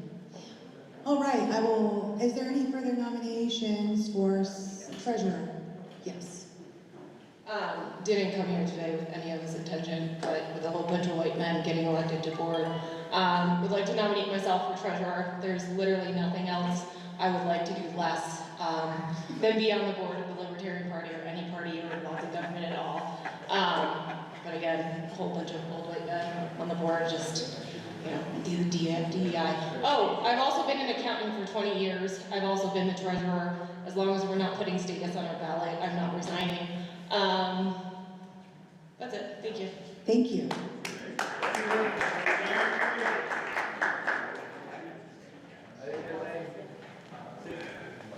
Oh, right. Sorry, people didn't catch my name because I didn't say it this time around. It's Allison Spank is my name. Thank you. All right, I will. Yeah. Yes. All right, I will, barring any other, close nominations for treasurer. So let's bring it to a vote. We'll do Mr. Rutledge first, Ms. Spink second, Noda third. That's great with you guys. All right, so if you're gonna, nomination speeches, sorry. Let's do them in that order as well. All right, Mr. Rutledge, you have 5 minutes. Thank you. I have a lot of experience in the campaign and political finance area. I have actually had to pay fines for late reports. And I have learned not to rely on a Secretary of State or a county clerk and recorder to warn me when one of the reports is due. Just last Monday, I filed a report for myself as a campaign for mayor of Centennial. And as far as I can tell, I got it straight. And so I will yield the remainder of my time to other supporters. Thank you.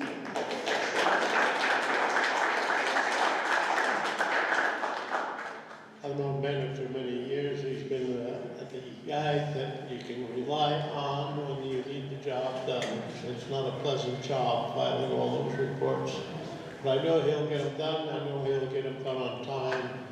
And I'll pay the late fee if everyone pops up. Here.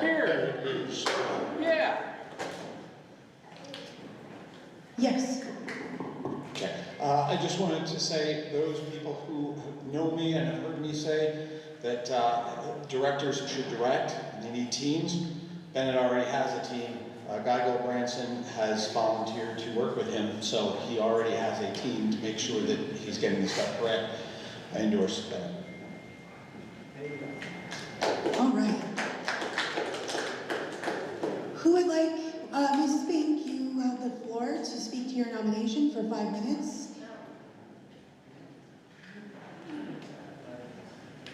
I think I kind of addressed everything already. I've been an accountant for 20 years. I've been on the board previously, short duration, but I think everyone who knew me at the time knew I did a good job. Never filed anything late. Even in my resignation, I made sure all the filings were done and helped the board continue on without any gaps. I really don't care if you vote for me. I'm not even voting for myself. You got it. But yeah, your call. Do what you want. Thanks. I'll actually speak to your nomination. Oh, I can't? Dang. Pass the microphone and you can speak. Can I? Now he's in the middle. No, that's fine. That's fine. You actually could if there was a vice chair here. Correct. Okay. Well, I don't have a vice chair. You'd have to preside over the rest of this And it's not election. Okay, that's Would fine. not- I'll have to speak to it. No worries. All right, Mr. Wildforster. I would also like to speak in favor of Ally's nomination. This is the first chance that everyone who got behind Keith, who wants more female representation in the Libertarian Party, has a chance to vote for him right now. I highly encourage everybody to diversify this board, and Ally has done a great job. When she was involved, she is an accountant. You don't have to worry about her paying her own late fees. She can actually do the work. Mr. Daniels? She's one of my favorite influencers on Twitter, and I fully support her nomination. Thank you. Yes. It strikes me that she does not seek power, and that's exactly the person you want serving the public. So I trust Alice. I trust Alice. So she will do a good job because she is not seeking power. Thank you. Mr. DiBiasio? Oh, I'm sorry. Mr. Cooper? So I like Bennett and I like her. Why can't I vote for more than one?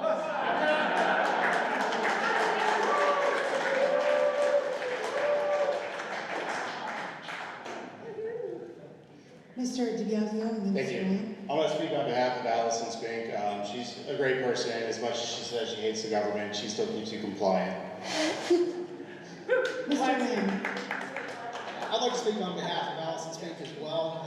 I was very impressed at last year's national convention. She was not a delegate, and yet she still chose to make it out, to observe, and to be part of that process. My understanding, based on secondhand from other board members, is she was excellent as treasurer. So I think she could absolutely serve this party by doing the job and avoiding any unnecessary fees that the state Golden Dome will try and charge this party, because we know they hate us. Thank you. Thank you. Yes. I would like to speak for Ms. Spink? S-P-I-N-K. Spink, okay, sorry. Thank you. I would like to speak for for Ms. Spink as well. I know that Bennett Rutledge has been a very good candidate for the Treasury. Please don't leave me here. So I would like to say that I do think that I would like to see a woman on board as well. Even though I can't see. But yes, I'd like to see we need more women in this party, and she seems extremely libertarian. Not that Bennett is not, but I would like to say that we do need people that are definitely libertarian on this board. Thank you.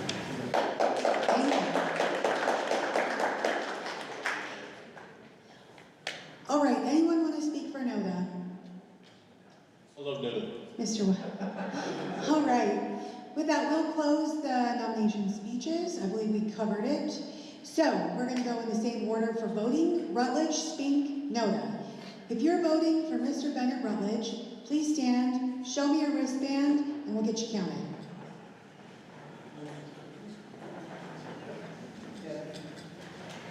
I guess quality doesn't matter. Seriously.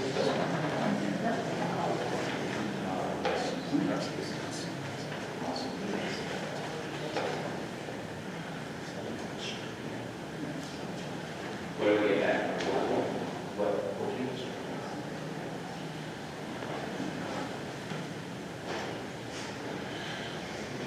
29. All right, if you're voting for Ms. Spink to represent diversity and inclusion,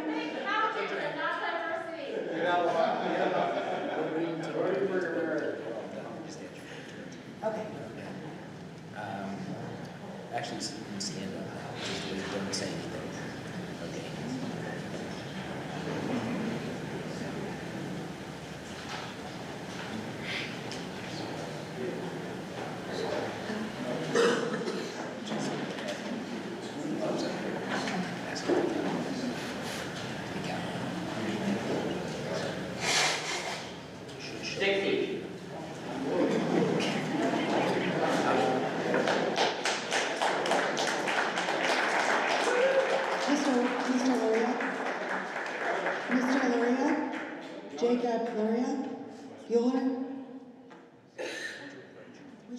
Would you approach? Did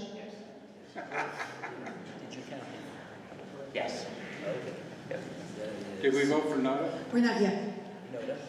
Let's open the floor, or we're not opening the floor, sorry. We are going to take a vote for NODA. If you don't like anyone. She is actually a real libertarian, and this literally proves it. Okay.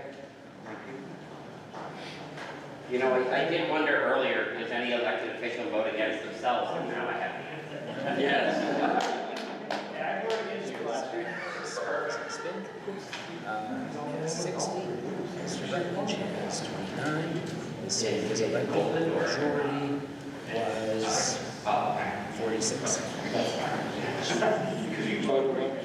No, she is 60. All right, Ms. Spink with 60 votes wins. Ben Rutledge had 60 and NODA had 29. Sorry, I'm a little dyslexic. NODA had 1. The majority is 46. The majority was 46. Ms. Spink, congratulations. Branch Golden.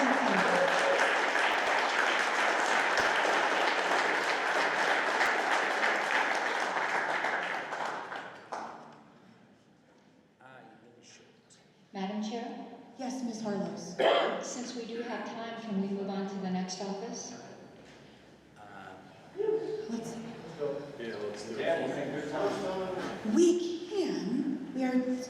It's my understanding that what we passed for these elections was a standing count for just the 4. Yeah, I was going to make another motion if we were going to move on to the rest of the board. Okay.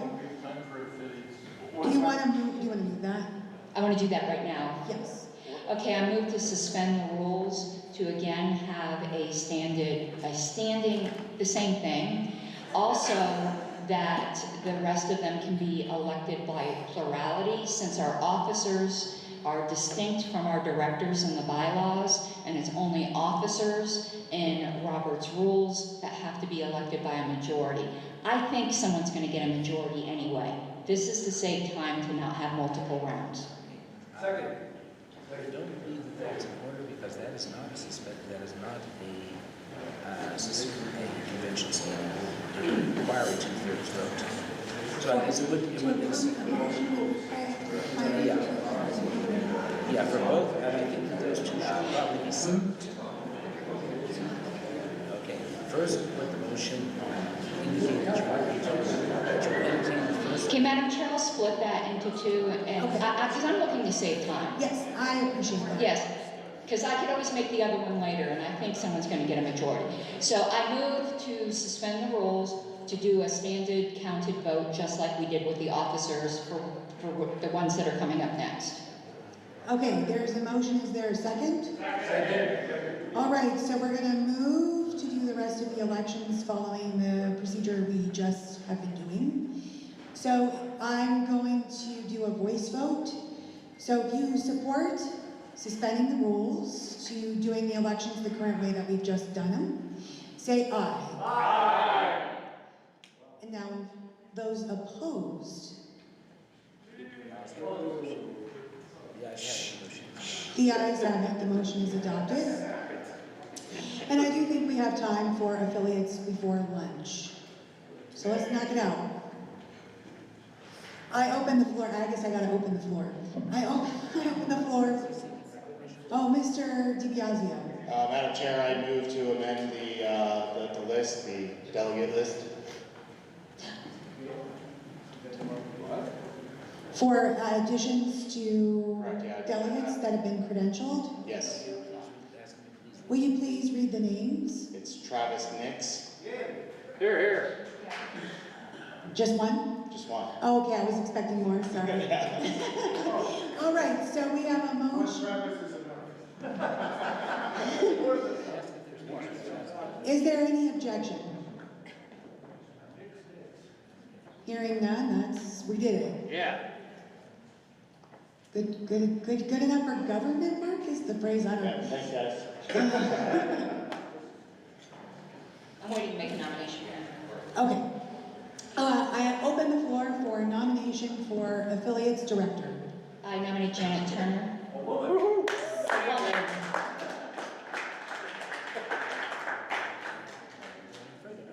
Are there any further nominations?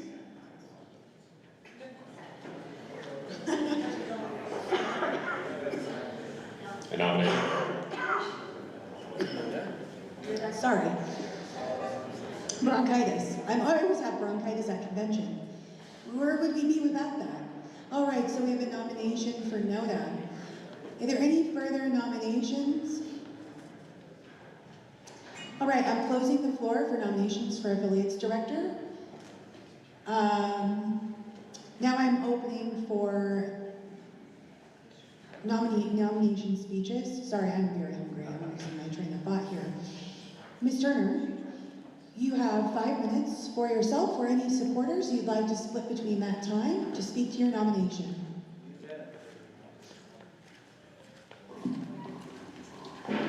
Hi, I am Janet Turner. There's a pamphlet out there, you can read it, it tells all about me, how long I've been here. The only thing I want to say is I have a nephew, he's a Marine. Whenever he comes to visit me from the East Coast, he looks at me and he says, Janet, you're a doer and a finisher. That's it.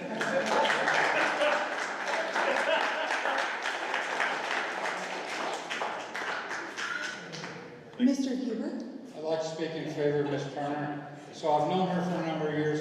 I don't even like her, but she's better than nobody.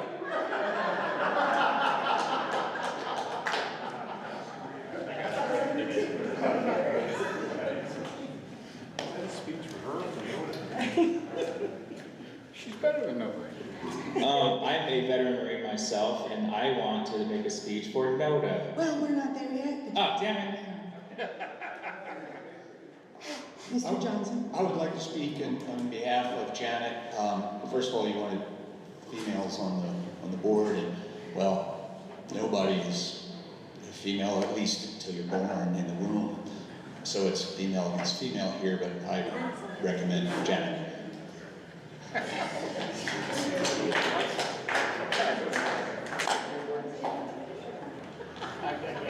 Yes, you were recognized. Yes, I would like to either nominate my cat, Lucinda Pestis. Well, I closed nominations already. Sorry. I would love to nominate a kitty.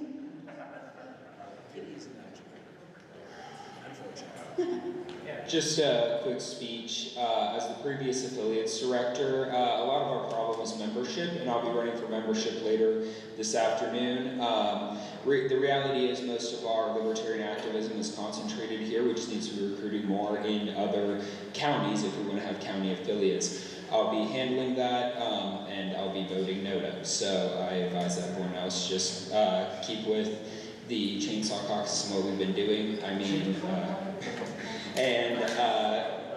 I helped get the Pueblo affiliate re-affiliated while we were here and more functional. We got rid of Boulder, and we're looking to re-affiliate Welch shortly as well, which is a project I'll be seeing through. So we're still looking at growth through our side, and yeah, that's my recommendation. Thank you. I guess I'll open the floor for NODA. I'd like to speak on behalf of NODA. Okay. James Wiley, Secretary of the Libertarian Party of Colorado, for a few more minutes.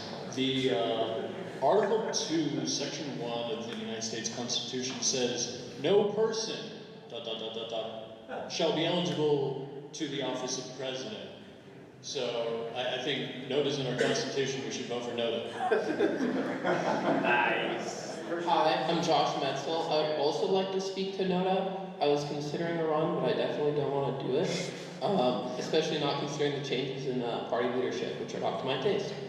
That being said, vote NODA. My name is Kurt Wildhorser. I'm the Vice Chair for El Paso County's Libertarian Party. I am voting NODA and will encourage others to vote NODA. Janet says she's a finisher, but for El Paso County, when she lost a vote, she stopped showing up. She hasn't been around for 2 years. She's done nothing in that time.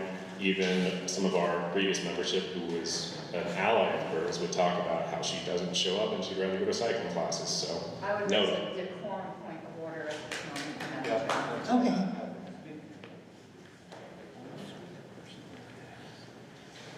What is the point of order? What is the point of order? Actually, I've asked the member, he's done, but I believe that crossed the quorum and he should have been out of order. Which one? We should refrain from personal insults and speeches. Free speech. Free speech, that was factual.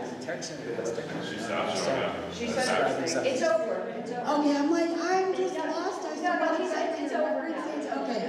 It's like, because I'm still not any more clear right now. She's flipping us off. Free speech. Huh? She's flipping us off. Council's Ross. Let me just go ahead and make a quick, nice little announcement. Decorum is much appreciated. So that goes for people who like me and people who hate me. People who feel pretty neutral about me. I just ask for some decorum because, like it is not, this feels like a plane, and I feel like it's a plane ride to hell. I don't know why I think that. But anyway, I would just like for us to at least be good friends and neighbors while we're sitting in this room. And if anyone wants to go duke it out on some other property after this, be my guest. I love good fist fights. Ask my ex-husband. I'm going to say to the floor, it is also noon, so for those of us who are hungry. All right. Yes, let's bring her to a vote. First, we will be doing Janet Turner. Sorry, I'm just really losing my train of thought. Are we running out of time first meeting? Yes, I closed them. We're gonna just bring it to a vote. So if you would, we're gonna do Ms. Turner and then NODA. So if you would like to vote for Ms. Turner, same rules apply. Arms up, hands out. Show us your approval voting pride. Thank you. I'm giving you guys a lot of shout outs from up here.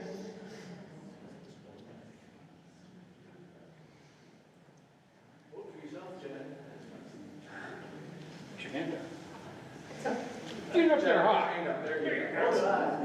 Be proud. Be loud. Be Janet. You first. Do you want a boost? 15. Dave, ew. now we're back to our wonderful favorite candidate of every Libertarian everything ever, Noda. If you're voting for Noda, please stand, show me your wristbands, go out with a bang.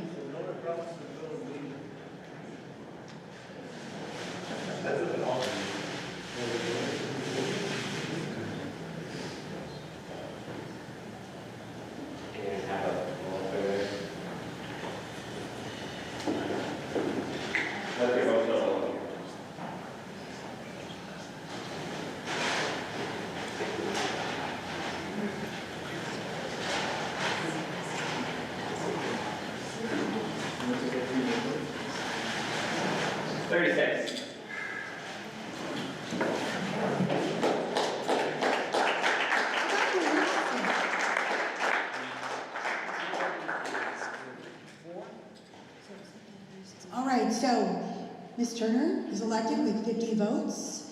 For herself, 36 went to Noda, and a majority would be 44.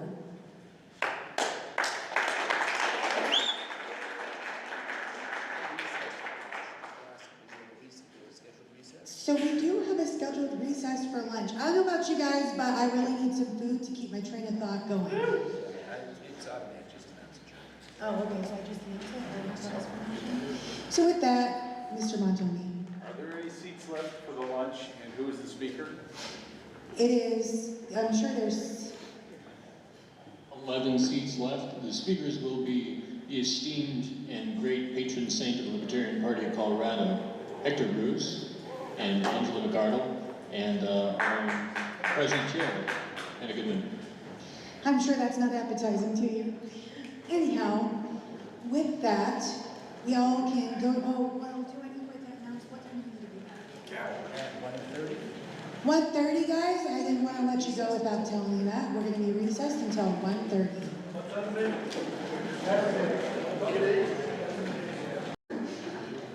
Do we start announcements? We start announcements? You don't have to instruct. Okay. So now we go into the election of the membership director. That was campaign. I think it's campaign.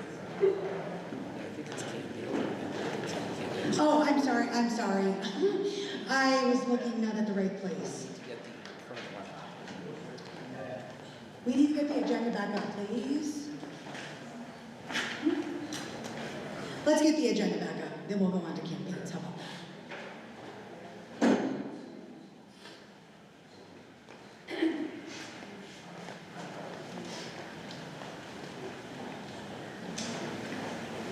Madam Chair, Yes, Mr. Montoni. I guess this is a point of personal information, but we have some leftover pizza here. If anybody didn't get lunch, they're welcome to help finish it up for us. Excellent. I hope all you hungry people are still hungry.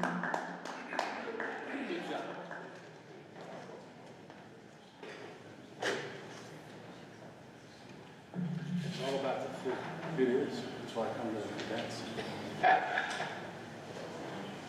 I'm the opposite. I never eat at events. I just can't. You told me that at the first meeting that you were at. Yeah. It's like anxiety. I can't understand. I'm sorry. Oh, no, I'm just No, I heard what you said. I never had anxiety. I can't understand the concept of not eating, okay? Just to be clear. Well, I was starved as a kid. So my default is to starve under pressure. It's like a comfort. It's weird. It's really bad. It's really... All right. So here we are. We got the agenda pulled up. We have I'll open the floor to nominations for the campaigns director. Who wants to round and herd up kittens to run for office? I would like to nominate Joe Johnson for campaigns director. Excellent. Are there any other nominations for campaigns director?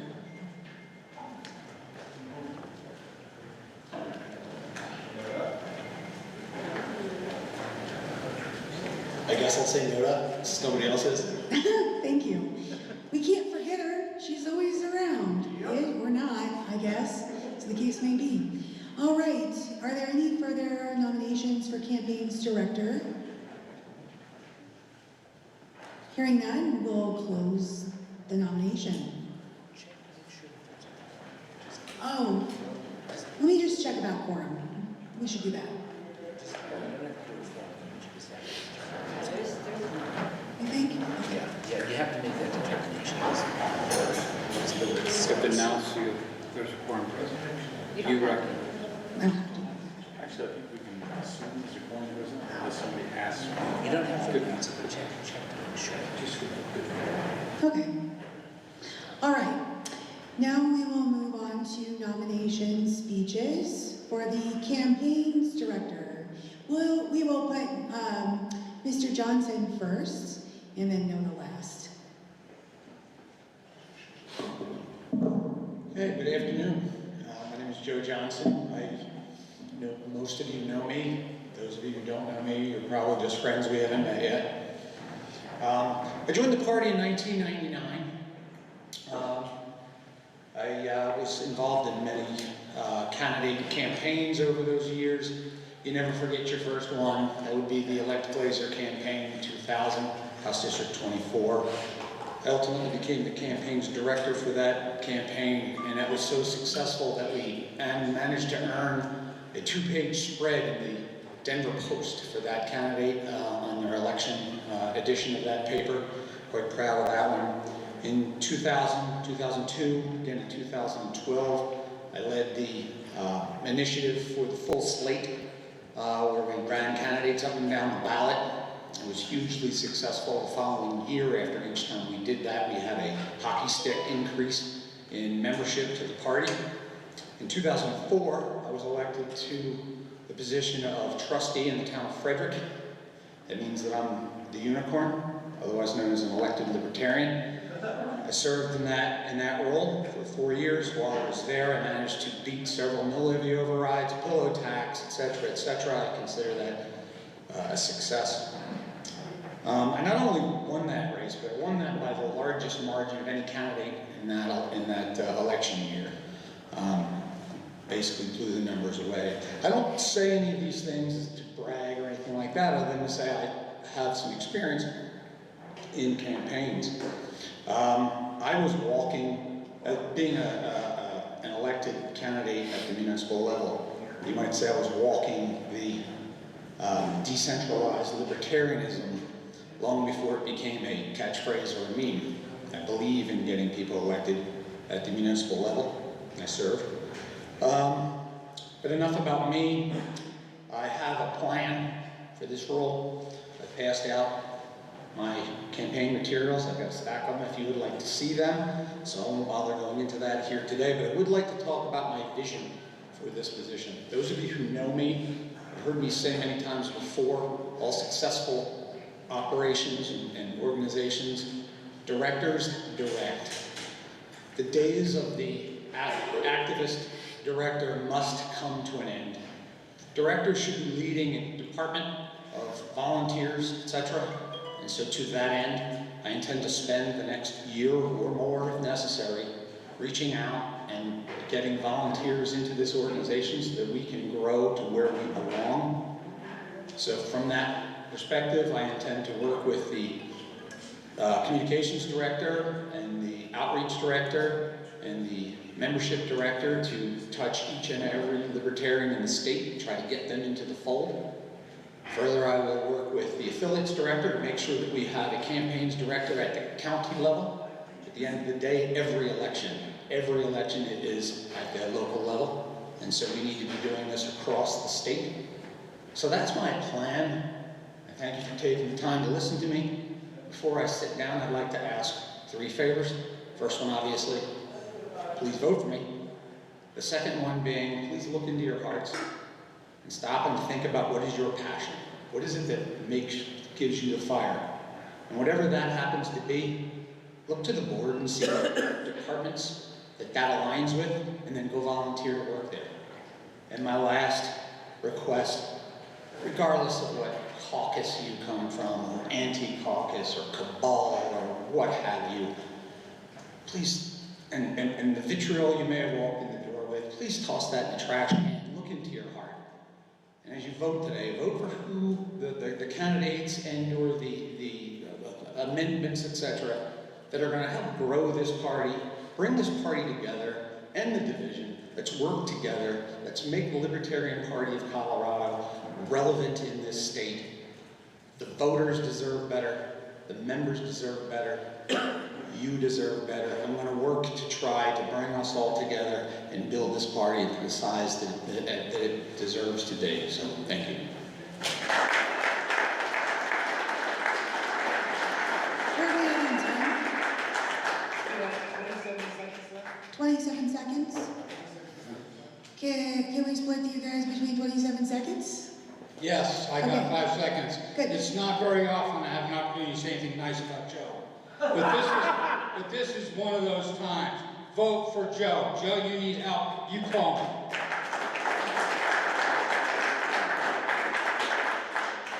Please allow me to tell you a little story about Joe. It was 2000, and Joe decided we were going to fill the ballot. It was going to be a full slate. And we were busy working on that and working on that. We had everybody working on that. Time, sorry. All right. Al, give me a minute. Wouldn't you know that there's one house district in southeast Colorado. Move to extend, 1 minute. Second. There's one district here in southeast Colorado that has one Libertarian in it.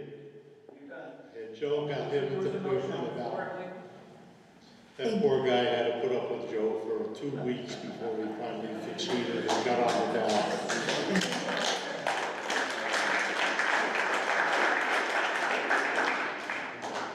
Anyone, would you like to speak for Noda? She needs somebody to speak for her. You'll go ahead, Joe. I do speak for NODA, because after 50 years, what are we even doing here? Thank you. Yeah, what do you say? I'd like to support NODA. They have a great voting record. Very perfect. So. Excellent. All right, well, we will, unless anyone else wants to speak for Joe Johns, or we've got time on that, for Noda, sorry. All right, so we will close nomination speeches, and we will move to the vote. So, you guys ate, so you're ready for your exercise of standing up and down. Let's do it.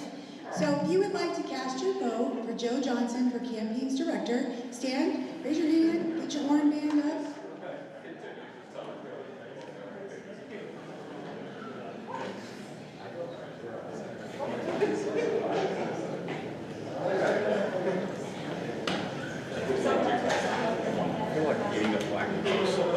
Yeah, you are.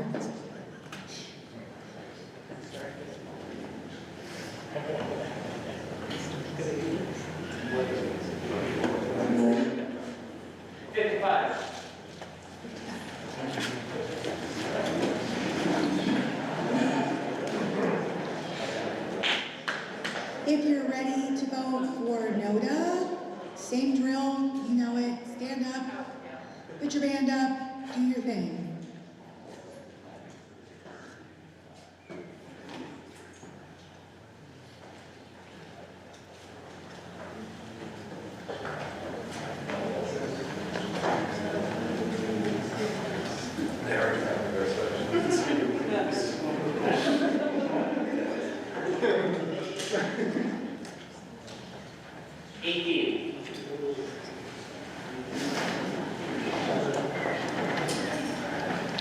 So, with 37, majority, 55 to 18.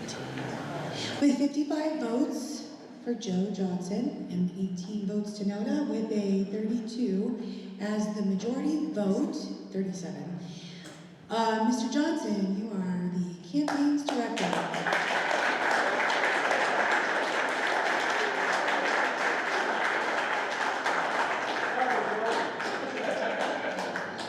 Better do a good job. I probably got HG 63 coming up for myself. All right. Now we move on to the membership director. Oh wait, yes, that's correct. All right, so I will open the floor for nominations for the membership director position. Yes, Mr. Johnson. I would like to nominate Robin Early. All right, we have a nomination for Robin Early. Are there any other nominations?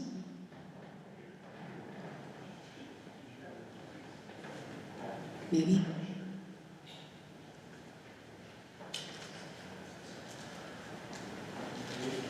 Back again with the perfect voting record, Noda.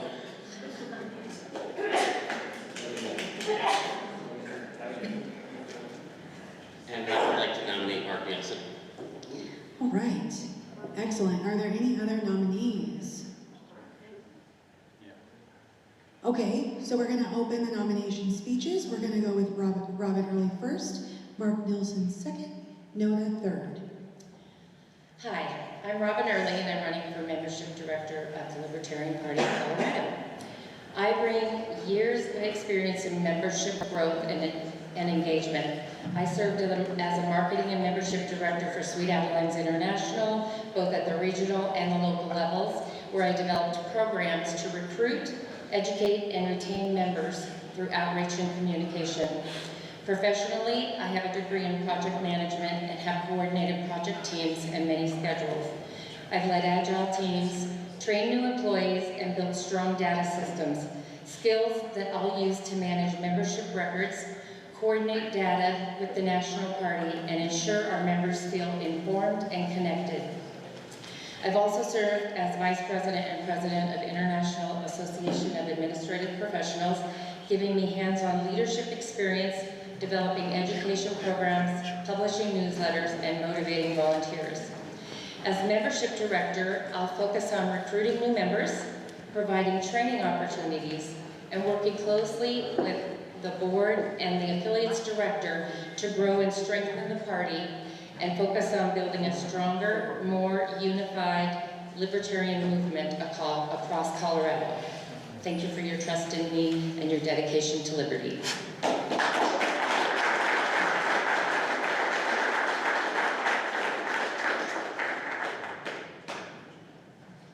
Thank you. All right, Mr. Nielsen. Great. Hello, my name is Mark Nielsen. I am your other candidate for membership director for the Libertarian Party of Colorado.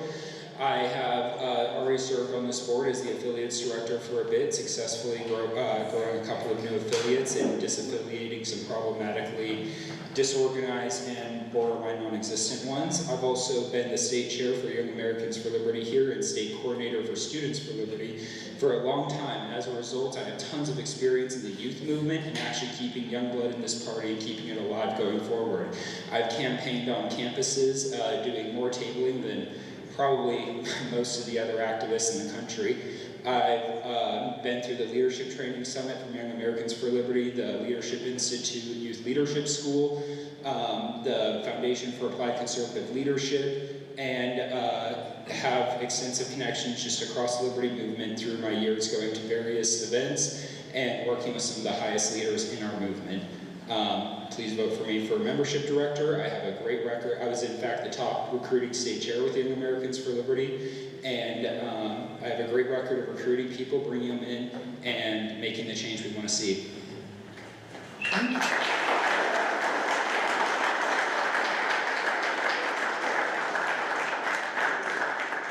And for Noda. Actually, I'm going to speak on behalf of Mark Nielsen. He is someone that I fought really hard for to join the Liberty movement, Young Americans for Liberty. I've seen him be incredibly successful, not just with young people, but among adults and voters of all ages, getting them involved and staying involved. I think he'd be a great addition to the leadership board, and I hope you vote for him. Thank you. Is there any time left to speak? Is there time? Yep. Okay. I also just want to speak real quick in favor of Mark. Having most of the leadership of Young Americans for Liberty in Colorado become libertarian has been a huge jump. And that kind of young energy and recruitment and passion is something that I think, from what I've been speaking to, members of the new board that have been elected are looking for. And so if you want to bring in more young, exciting people, and continue on this. Mark is the right person for this job. Thank you. Thank you.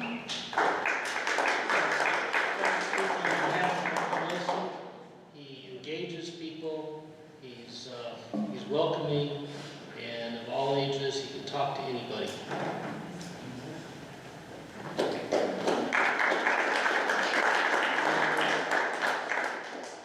Mr. Huber. I've conferred with NODA. NODA says, please don't vote for me. Good afternoon. There's a lot of talk of new blood.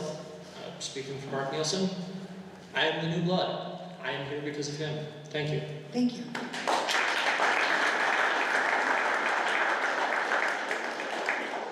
Mr. Jones. I'm Doug Jones, and I want to speak on behalf of Robin Early. She forgot to mention that she has been involved in politics, political campaigns, including nonpartisan campaigns, mayoral campaigns, at least a couple of years. And she's got incredible energy, and I just love to work with her. I bet.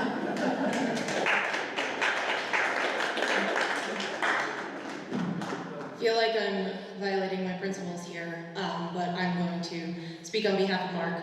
I don't think the party should have any members. I think we should be all out in the world, making it a better place and not politics. But I do also have an 18-year-old son, and I know that the children and the youth are really going to have much more impact than we are. And I think having someone from the Young Americans for Liberty that is actively out in the world engaging the youth would be super important to have him as a part of the party board. Thank you.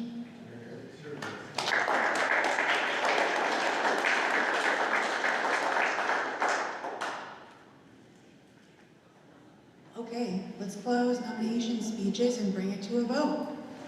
So, let's think. I'm going to put Robin Hurley first, Mark Nielsen second, Noda third. And now we got to do that. Sorry, brain burn. So, if you are in favor of voting for Robin Hurley, to the drill, stand, raise your hand with your band.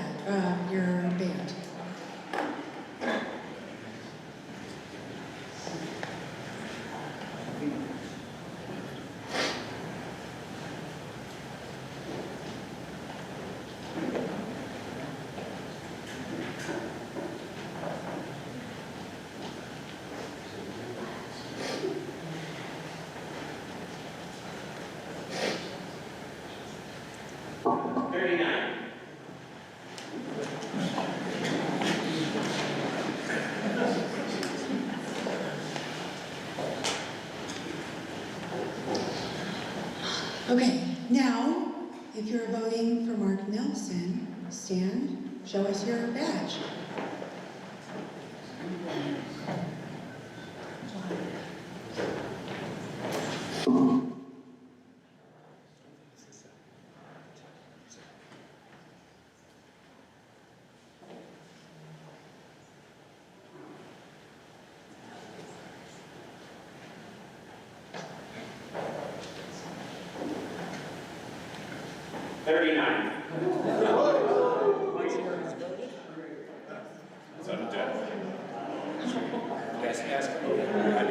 And now, let's vote for Noda. Did you collect my vote in that? No, I did not, so I'm sorry for forwarding. Thank you. All right, we shall move to... Now let's move to Noda. If you want to vote for Noda, stand and show your band. People are listening to me? What? Wow, they can be taught.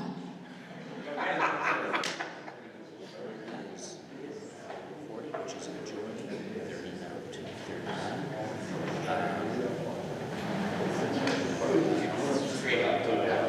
Second candidate wins. Mark Nielsen collects 40 votes. Robin Early got 39 votes. Noda got 0, and the majority is? It's 40. And the majority is 40. Congratulations, Mr. Nielsen.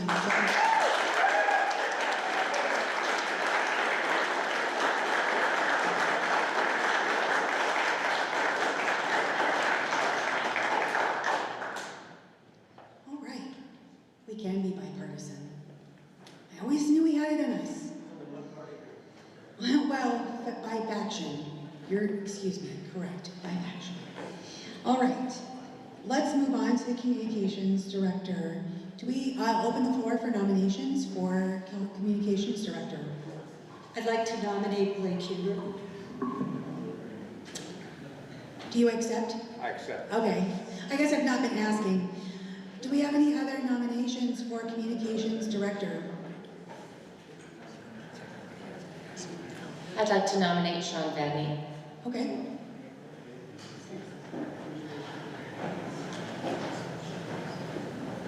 I'd like to nominate Brian Flanagan.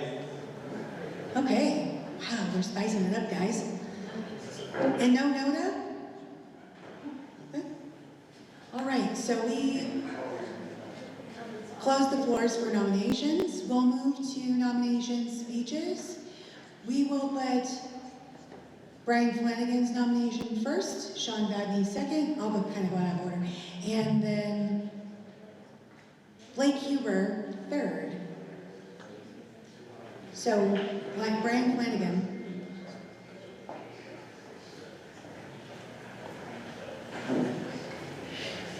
Hi, I'm Brian Flanagan from El Paso County, lifelong Democrat. I'm really excited with what the Democrats have done in the state of Colorado, and I want to keep that going. So, being communications director, I really want to focus on those really close races, and so we can get in there and we can do that and guarantee that we get 500 additional laws every year coming out of Colorado. I love paying more for gun taxes. I love not having plastic bags at the grocery store. So please, please, please vote for me so we can continue the Democratic takeover of Colorado. Thank you.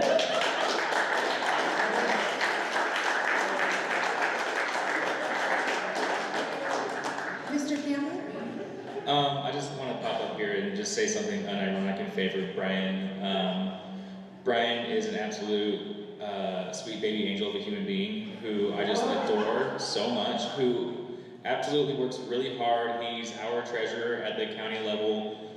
He's kept us really compliant. He's been super rad for everything. He's helped us with Liberty on the Rocks, which has been really good for informal recruitment. Sorry, I say lunch. So many carbs are going through my tummy right now. Which has been really nice for informal recruitment, and he's really cool. He's really funny. Obviously, he just got everybody laughing in the room. So vote Brian.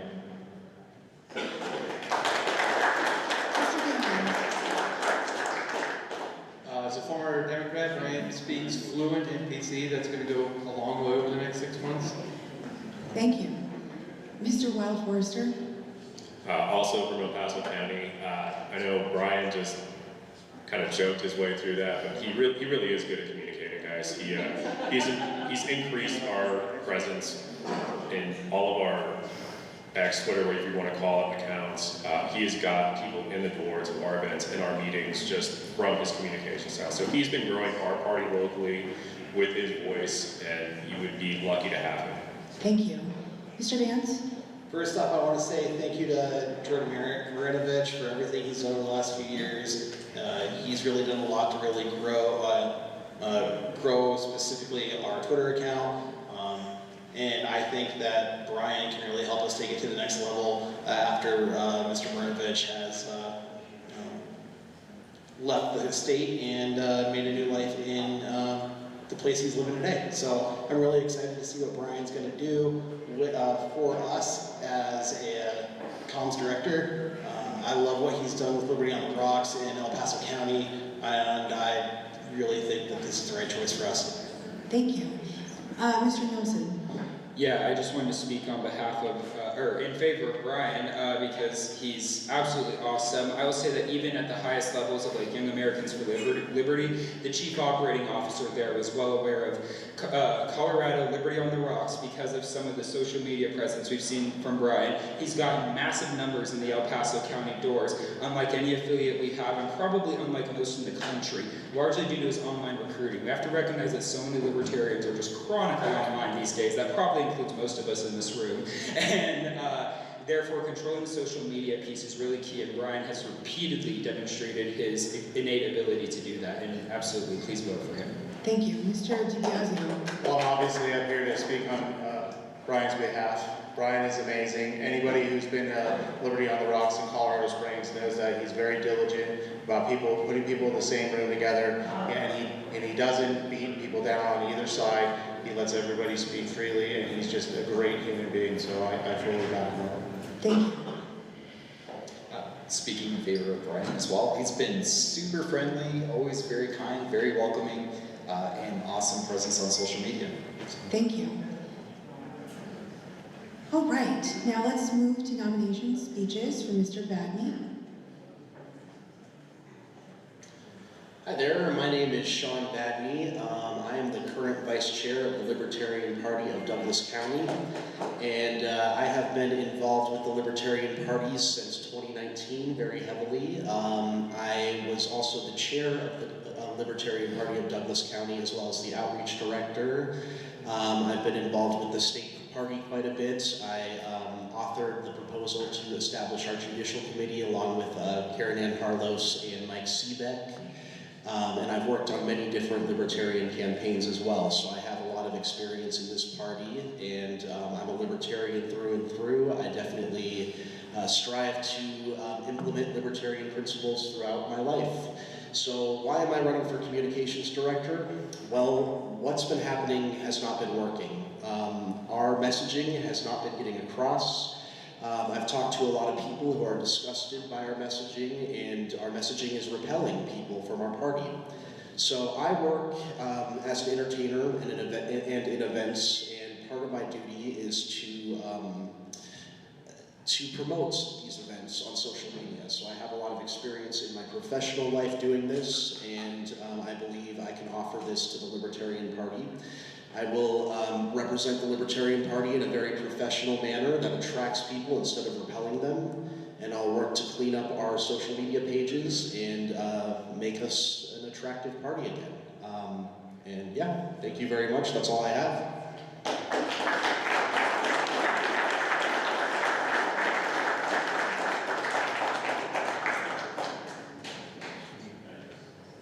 Mr. Chair, is there still time on Sean's ticket? Yes. I'm Keith Laupy. I'd like to endorse Sean Badney. I think it'd be good to have a younger person involved on the board that does our communication with all different social media. And he has a good background and lots of energy. Thank you. Thank you. I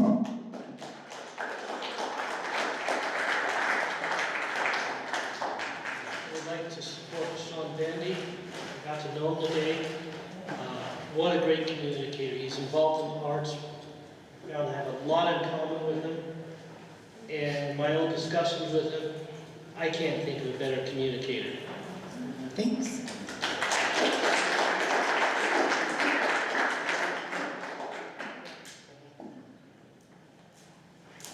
We don't have no, but we do have Blake Huber.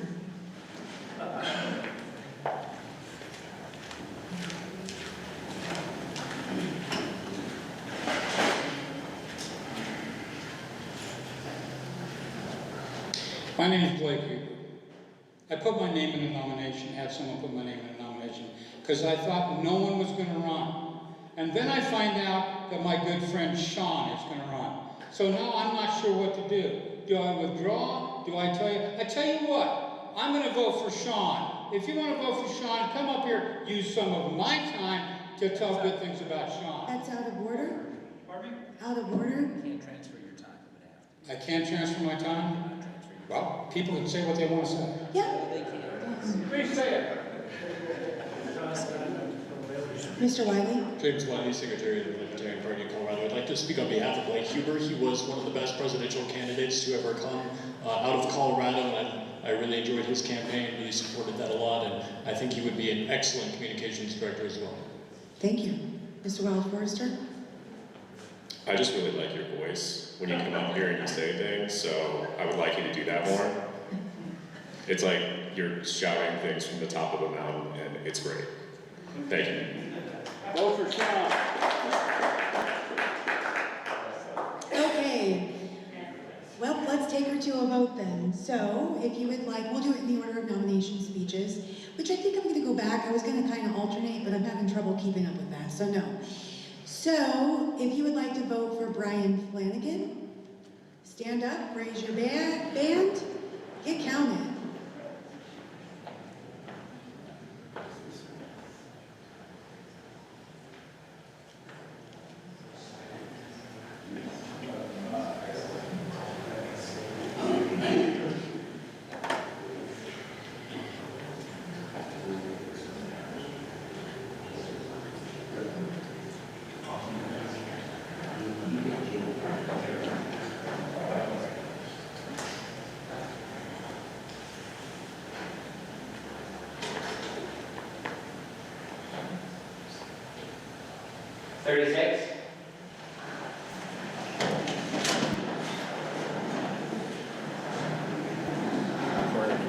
Did you get my vote? Yes. Thank you.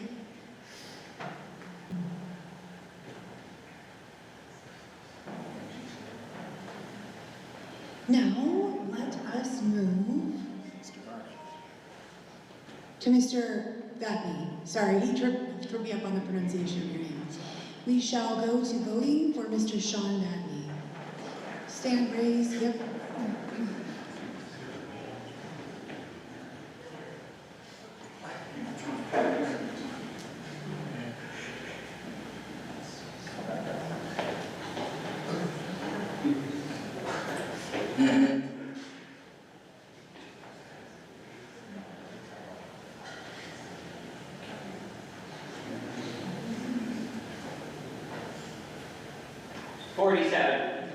Nice.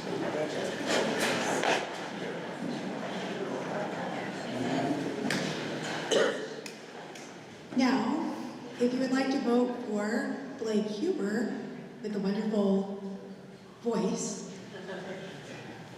I may look like Moses, but I'm not.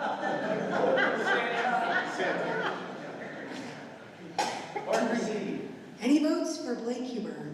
There's your chance. Don't let him go down with no votes. Thank you. I win. All right. 47, 36, 0, that is Noted. 40, 36, the majority is We didn't vote for Noda. Oh, we didn't have Noda. Nobody nominated her. Noda's always on the ballot. No, they already nominated. Oh, never mind. Okay, majority is 42, Barney had 47, Flanagan 36, 0. 47, 36. All right, give me a minute. Mr. Badney had 47 votes. Mr. Flanagan had 36, with a majority of 42. Oh, and Mr. Huber had 0. So 47 was the majority, so there you go.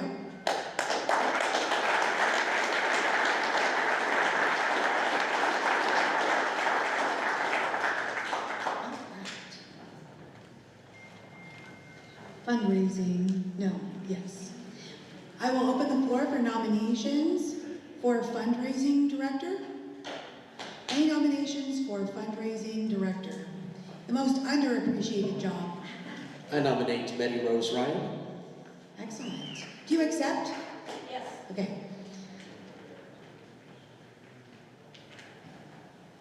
Any other nominations?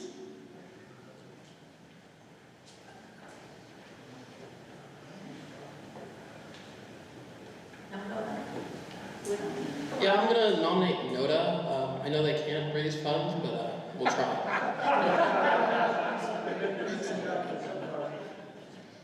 All right. Would it be out of line to call quorum real quick? Our numbers seem a little funky. Our quorum, it was 53, wasn't it? We should get, the latest, because the latest number of delegate votes. We should be adding a few other people. Actually, So what I need to ask for a ask for credentials. I'm gonna pause, time out. We're still moving quite along pretty nicely. So I'm gonna ask for a credentials report update. What? I thought it was. Yeah. That's see the numbers. Madam Chair, the credentials have not changed. We're at 102. 102. Okay, and that will give you 52. And we have more than 52 votes. There's no need for Oh, okay, so we clearly have a quorum present. If majority would be 52, so we're trucking on those votes. I don't know who asked that. Anyway, Mr. Cushado. I have a request for information. Yes? Is NODA automatically on every ballot? It's Only nominated. I thought it was only nominated. Always on the ballot. So that is, we're gonna have to do that vote again. All the votes? You're gonna have to do the ones we noted, which was the last. That's the only one. I think you're right, okay. Okay. Well, let me check and see if noted is. Yeah, it looks like that they are 4A.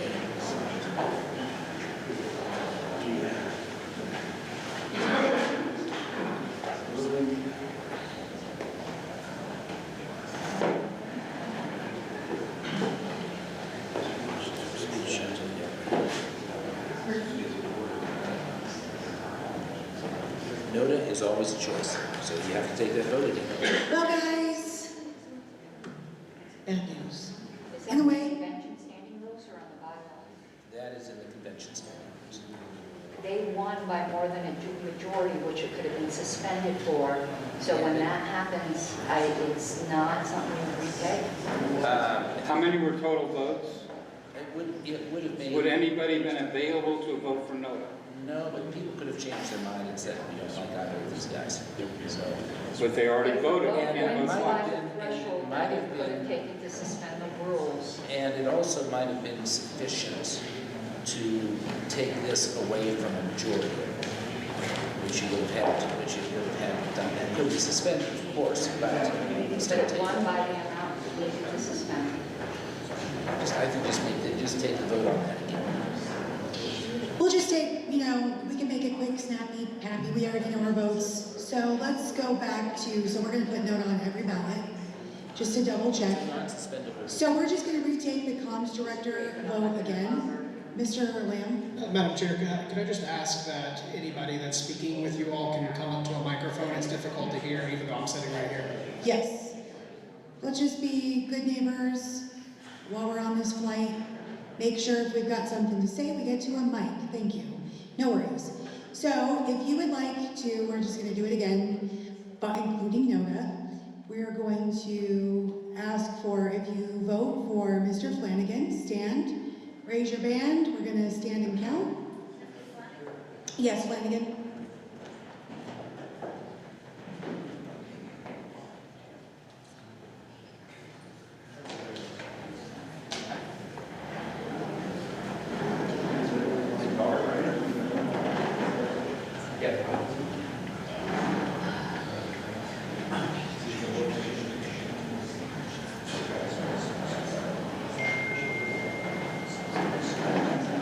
What's the luck?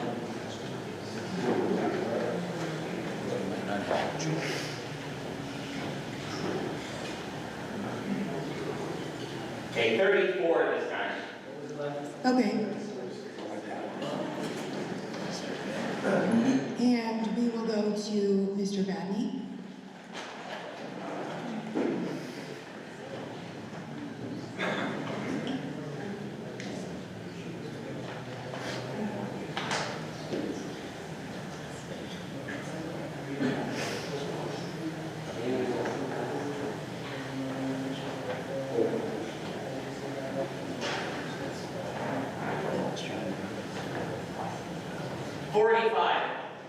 Thank you.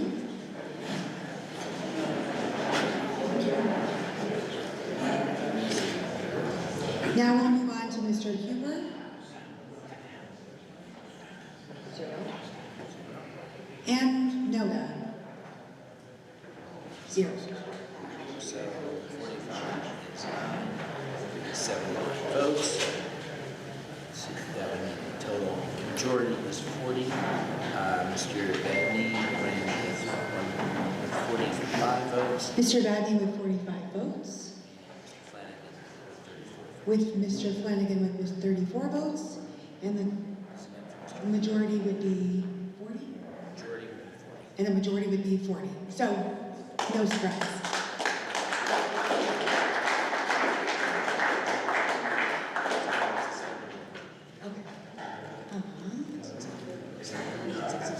We're doing good on time anyway. Didn't take much, I suppose. So, moving on to fundraising director. I feel like we did this. Okay, yes. So we had one nomination for Miss Ryan. And is there any other nominations for fundraising director? Okay. So, if you're going to vote for Miss Ryan, sorry. Oh, I'm sorry. Yes, I'm so sorry. I'm going to open the floor for nomination speeches. So, 5 minutes for Miss Ryan and or Noda, but starting with Miss Ryan. I just want to say that the first job that I had with the Libertarian Party was fundraising in the 90s, and my sister and I managed to raise $13,000 in a banquet, a convention banquet, which was, somebody said it's about $27,000 or $33,000 in today's money, I don't know. And we did a presidential dinner, which was the most successful presidential dinner up until that time. I have already started to raise money here, so I take this job very seriously. Thank you.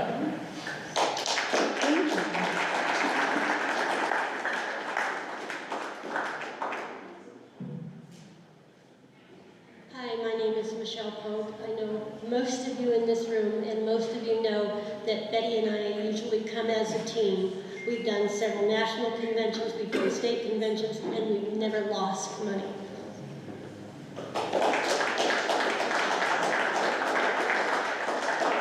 Mr. Johnson? I'd just like to say that Betty Rose Ryan quite literally wrote the book on fundraising that I used for my campaign and several campaigns I worked on. I simply followed her blueprint and raised a lot of money. Highly recommend voting for Betty Rose.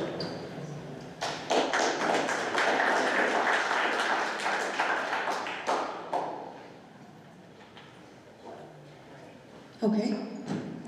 Any other nomination speeches? All right, okay.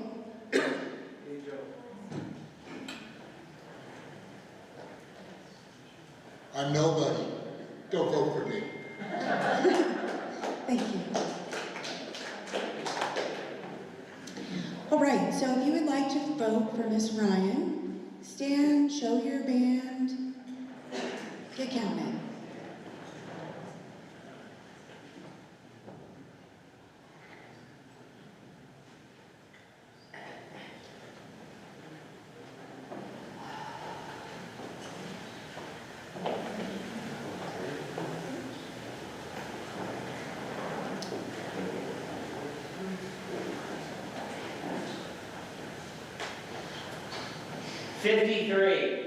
Thank you. Now, if you're going to vote for Noda, please stand, raise your band, make her go.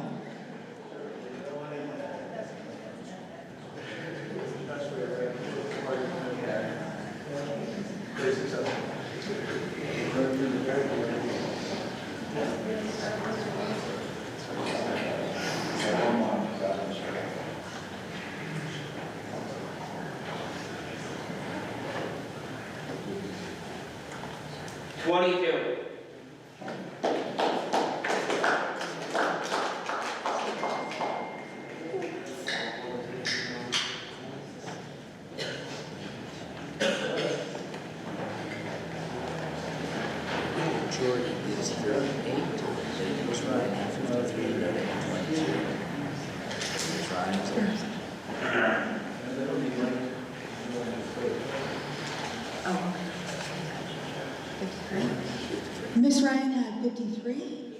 NODA had 22. The majority was 38. Ms. Ryan is elected.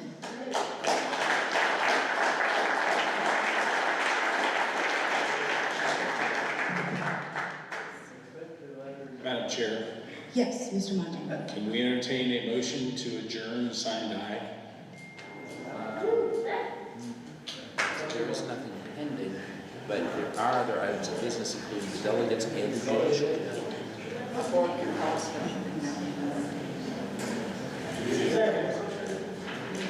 And it is not a privileged motion, but I think that we actually did adopt an agenda already. Okay, it would have to be an amendment to the agenda, I believe. To do that, it is not a privileged motion, because we do have a set time, this does do it. So I'm going to say we would have to amend the agenda to adjourn at this time. This is covered. We'll have to amend the agenda at this time. I would raise a point of order to that, Madam Chair. No, well, just 1 second. I'll let you speak. Just 1 second. Let's get ourselves together so I can facilitate. Okay. Let's see. Adjournment is not privileged, but you have set an actual time to adjourn. No, we did not. The times have been stricken. And you're adjourning ahead of that time. There's no times. When the agenda was amended, all the times were stricken. Okay. And this would, all right. I thought the times were not stricken. Okay, we're not going to be electing the judicial committee or the delegates. Okay.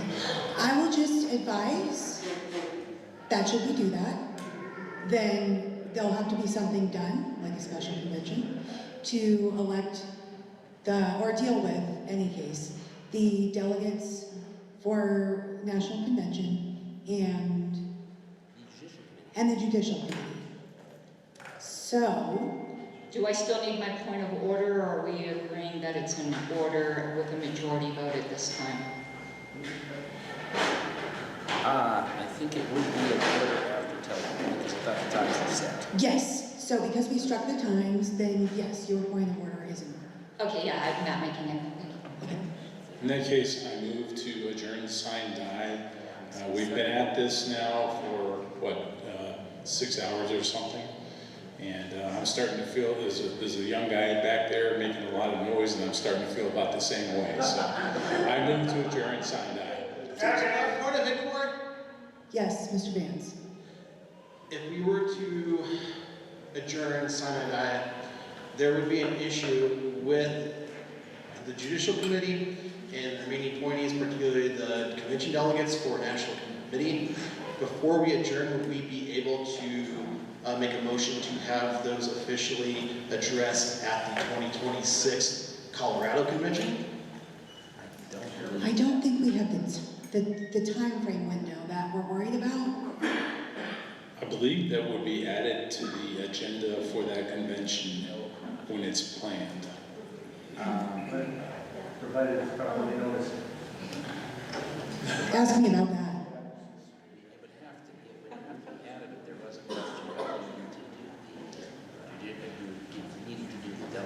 I think that would be a problem. So, I believe, would you ask Ms. Harless to approach? Ms. Harlow, will you approach?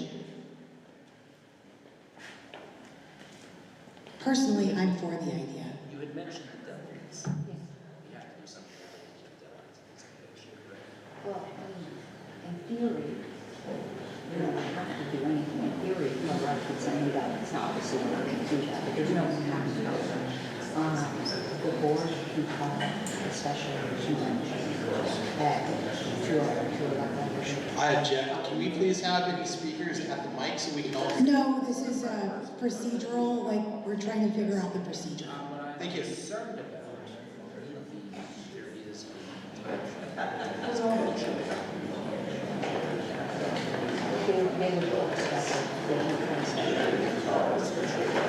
And we can, I'm not going to board, I'll tell you that.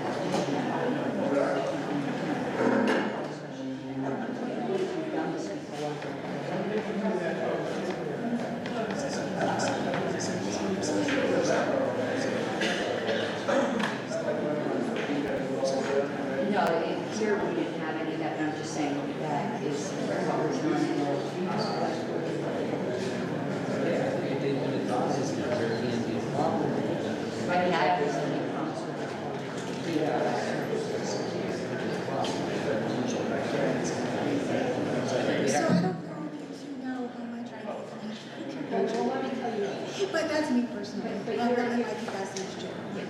Yours also, what states do sometimes is just send a state chair's name. And the way our bylaws are written,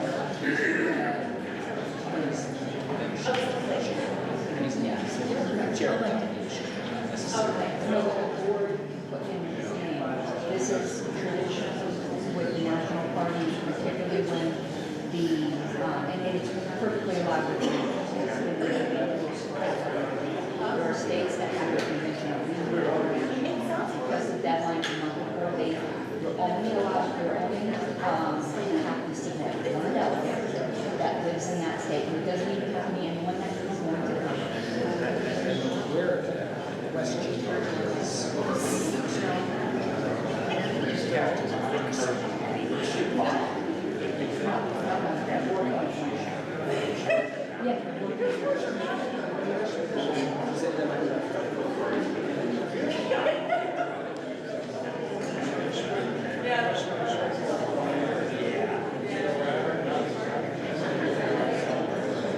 Order. I was requested to say something on the record. So with the national delegates, there's several things that can happen. The board could call a special convention for that. It happened during COVID where there was like an electronic vote that was for delegates. But also, to get in the deadline 30 days before they can even do it tomorrow, the board can send in one name of someone who lives in the state as a placeholder. There's a lot of states that do that. This has been throughout the history of the party. I don't remember what state it is, but their state conventions typically 1 to 2 weeks before national, so they don't know 30 days before who their delegate's going to be. They just send in the name of their state chair. Plenty of things do that, so this is not, obviously if your board decides to do nothing, listen, realistically, if your board decides not to send in any names because they're being spiteful, not that this board's going to do that, any board could do that, and then you guys, can do what you wish with that, but this is not a fatal thing. Members are aware that that is a possibility. I don't see that. So you're duly informed, would that be the technical term, of this specific risk? So I'm going to put that back on you guys. I have a point to make. Can you stand and could you, try and get into a mic? Yeah.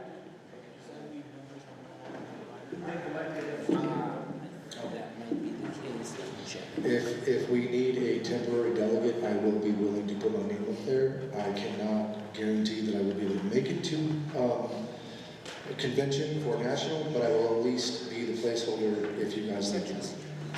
Okay, thank you. Let me check on the tradition.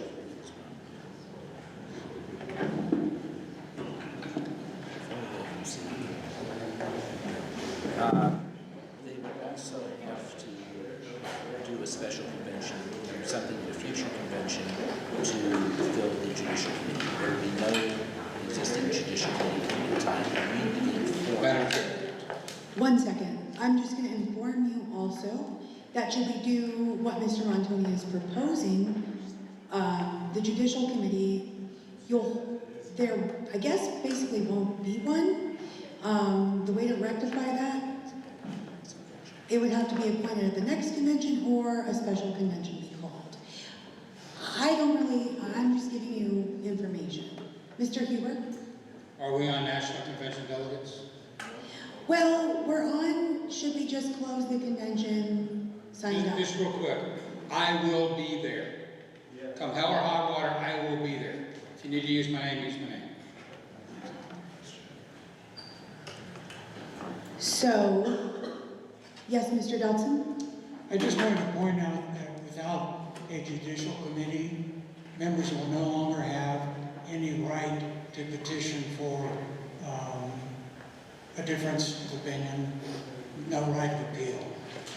Madam Chair, the motion to adjourn sine die is amendable. I would amend to move immediately to JC elections, which is approval voting, one round of voting, skip nomination speeches so we can get this done, get a JC, 5 people can be, more than 5 can be nominated, and then immediately after that election, we adjourn signing out. I believe that splits the baby's probably a real graphic, non-abiding term, but I think that is a compromise. Second the motion.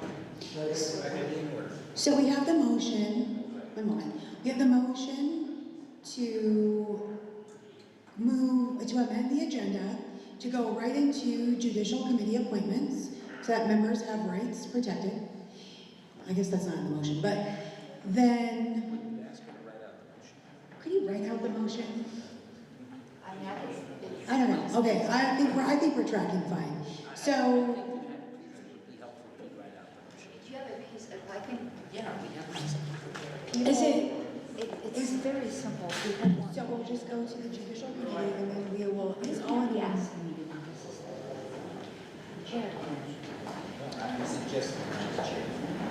Should it be one motion? It's one. It's moved to immediately elect the JC with no nominee speeches. People want to know. And then immediately it's in the budget. Excuse me, Madam Chair, I call orders of the day. We're in the middle of a motion. We're in the middle of a motion. Okay. Thank you. Without nominating speeches, and then immediately adjourn, signing out. Okay. Thank you.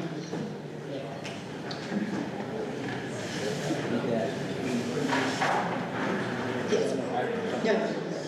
Okay. Yep, no worries. So the motion is to move immediately to elect the JC with no speeches, nominating speeches, and then immediately adjourn, signed up. Do we have a second? Okay, so we'll open up for debate and question. Point of inquiry, can we still call for orders of the day? After, since this has been called for adjournment, now can we call for orders of the day? Or is that out of order? No, it's out of order. We haven't set a time for it. Okay. Point of information, there was a motion on the floor to adjourn, and there was a motion for amendment, but we never voted on whether we were... No, he asked if we could. It was a point of information. After I asked whether I Did you? could, you guys discussed it, and then I said, okay, then I make the motion that. Right, he moved. Okay. And so we have to vote on whether we're going to amend it, and then we have to vote. Correct. Okay, so is this, Ms. Harlos, is this an amendment to that motion? Yeah, it's an amendment to Mr. Montoni. Okay, thank you, sorry, gotta keep track, it's a lot. So we have we're voting on the amendment for the motion made to adjourn, sign, die. The amendment is to move JC elections, do those with no nominating speeches, and then adjourn, sign, die. That's the amendment to the motion, let's vote on it. Let's just do ayes and no voice. Oh, it's debatable. Point of personal privilege, is it just me or is it extremely hot here? I'm freezing. You're freezing? Okay. It's just you. Sorry. Okay, Mr. Huber? Call the question. Excellent, so let's vote. Second. Oh, okay, so it's Is there any objection to calling the question? Thank you. Now the question is called on the amendment. If you're in favor of this amendment to the original motion, voice aye. Madam Chair, before we get to that point of information, what is the threshold for this vote? Thank you. Majority? Okay. Okay. Voice vote. Save your guys' knees and legs. Yes. Do I need to again? Again, he just asked you what you were voting. Oh, sorry. I thought you said go ahead and take the vote. I was like, I know, I'm trying. I want people to know what they're voting. Okay. So we're voting to move for on an amendment to move to immediately elect the JC with no nominating speeches and then immediately adjourn, sign, die. Good, good. Okay, if you're in favor of this, say aye. Aye. If you are against this, say no.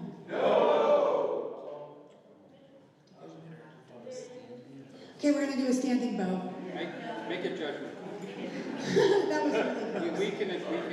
We can contest your judgment and make a judgment. Well, my chair's allowed to vote like it doesn't count. I stand. If you're in favor of this, stand and raise your hand.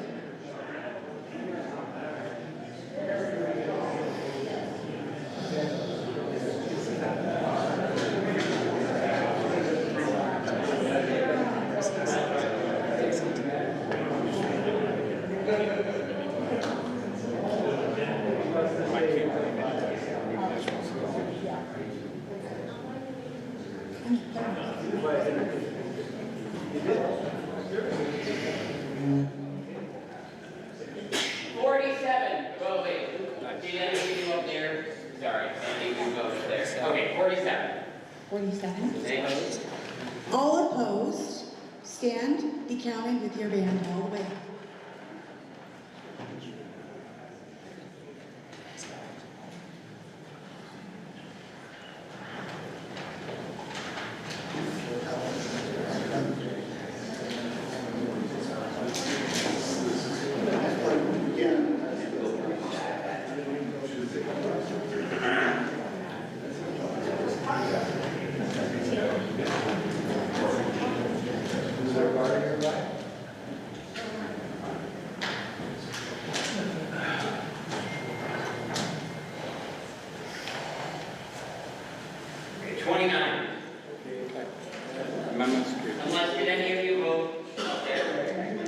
I don't want to vote on that. Okay, so 30, I'm sorry, 30, Madam Chair.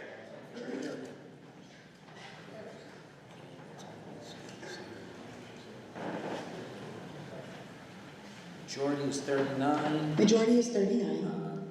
47 in favor. 47 in favor. Motion, the amendment 30 is adopted. opposed. The amendment is adopted. Move to the motion to. Now, Yes. now we're voting on the actual motion, which has been amended to include this. So we're going to move to elect a judicial committee with no nominating speeches and then immediately adjourn, sign, die. This motion is debatable. So if anyone wants to debate, let's do it. Or not.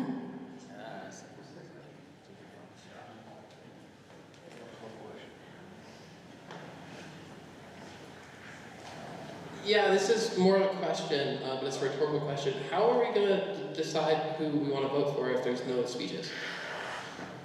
That's not. It's by appointment. Like every other election, by popular. I'm willing to call the question. I believe we debated this enough.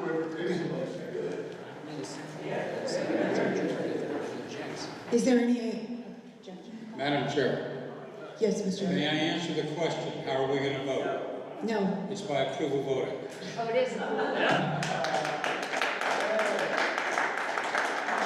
I don't hear anybody else want to debate. Does anybody else want to? Nobody else wants to debate, so let's just go forward.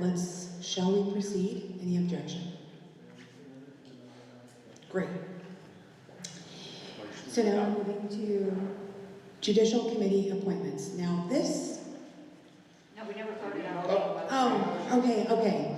So now we need to vote on the main motion. Read the motion. No, that was the question. Now we're voting on the motion as amended. Yes. Okay, the motion as amended is to move, I'm gonna have this in my dreams tonight. Move to immediately elect the JC with no nominating speeches and then immediately adjourn, sign, die. Point of inquiry, Yes. what is the voting requirement for this that amends the agenda? Pardon? What is the voting requirement for this vote that amends the agenda? Is it majority? Is it 2/3 or majority? Is it for the voting, but for what? For voting on this. For voting on this, for adopting this motion, it would be a majority. Majority. Majority. Majority, thank you. Is it clear that that's what he was talking Okay. What Yes. How many people are being elected? 5. 5.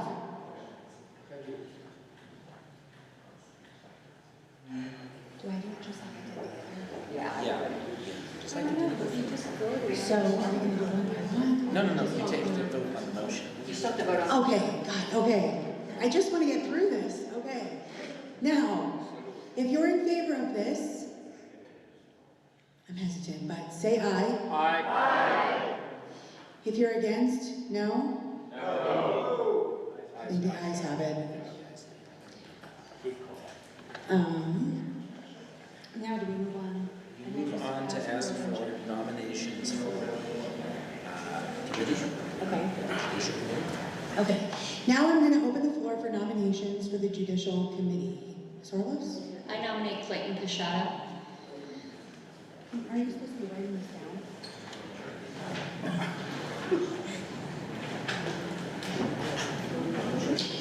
One moment. I want to make sure we got it all written.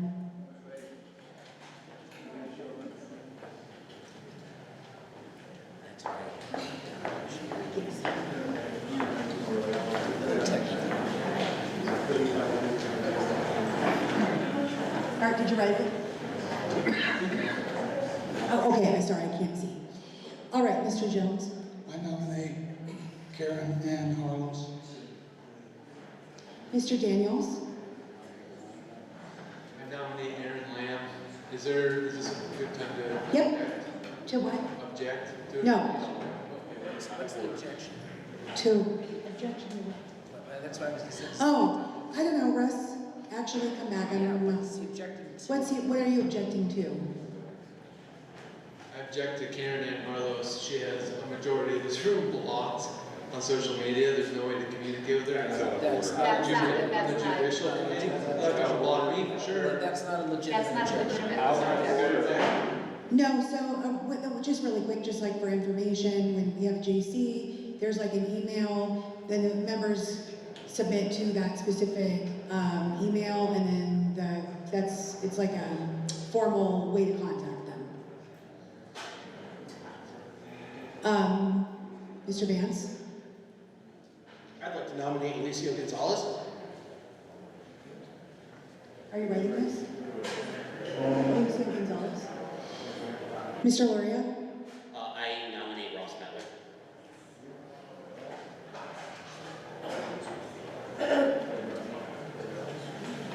Mr. Savoy? I'd like to nominate Kyle Fury.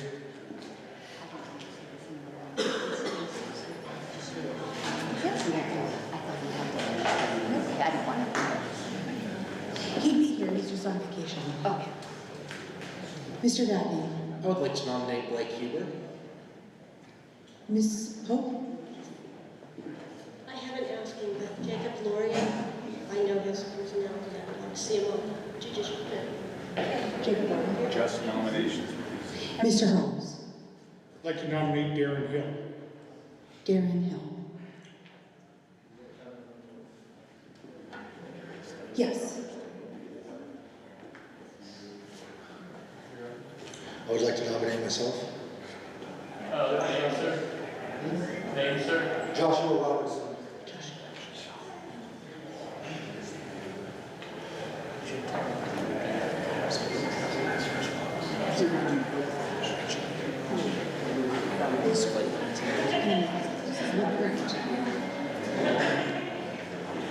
Okay, we have the names on the screen. Do they look correct before, or are we still nominating? We have to see the names, please. Did you put them up? Sorry, I thought he did that.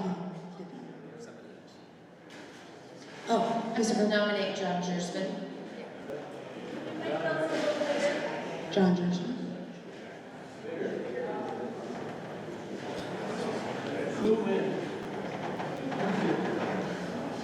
Cheers.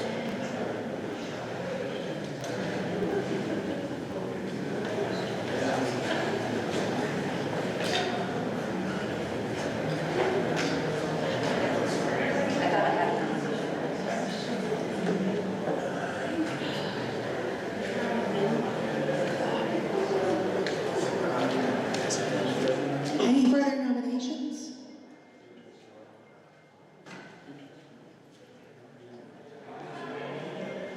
Madam Chair, before we go to a vote, please explain how the voting will be handled for these candidates. There are more than 5.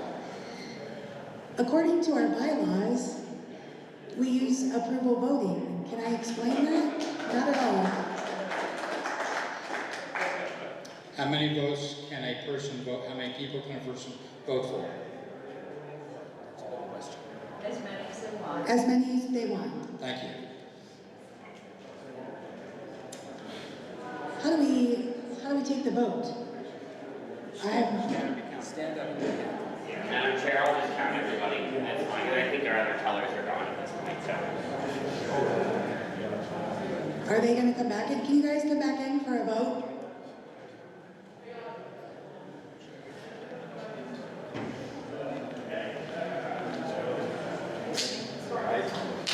We're almost here, guys, come on.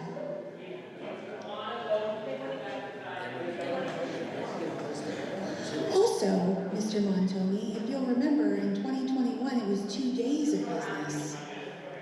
This is much faster than that. I think everyone running out of time, so. Oh, no, my name's on there. Did you have my name on there? Yes. What? Yes, it was? Yes, she was.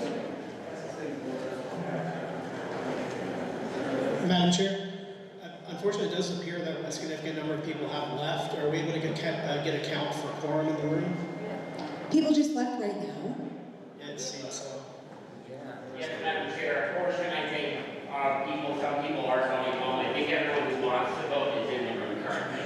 Well, we need to make sure there's a Well, we need to make sure we have a quorum present. You want me to count? I need to count. Okay. 1, 2, 3. Then we don't know what to see. They should have just voted for one on Tony's one in the beginning. I did a compromise for them. And they left. The spice. Then we adjourned Sunday night. Yeah. 49. Including yourself, Mr. Wiley, we have 49 people. 51 people. 51 people, and the number announced have been, I think it's 52. And the quorum is, I believe, 52. Our quorum is 52. We'll go find somebody. Did you count Wiley? Can we have the sergeant at arms go around, arrest people? Otherwise, we adjourned Sunday night. Everyone was concerned about the KC. Now we just adjourned Sunday night. Somebody just came in. So we now, I think we now have a quorum. We didn't count those two.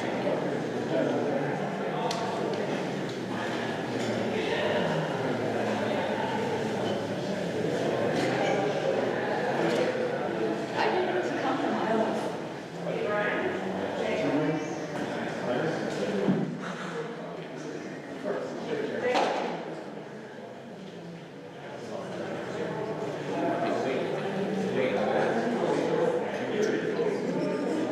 We have to adjourn. Yeah. If there's no You want me to else. adjourn? Yep, that's the next thing. They'll have a quorum, they purposely left, the attorney signed it out. Well, I give it, I'll give it another two. You can try to take steps to gain a quorum, which would be good, sending out somebody to try to rustle up some people. They don't want to, apparently, so. No, they purposely broke the quorum. They're out there standing in the hall, so it's attorney signed it out. Oh, I know that.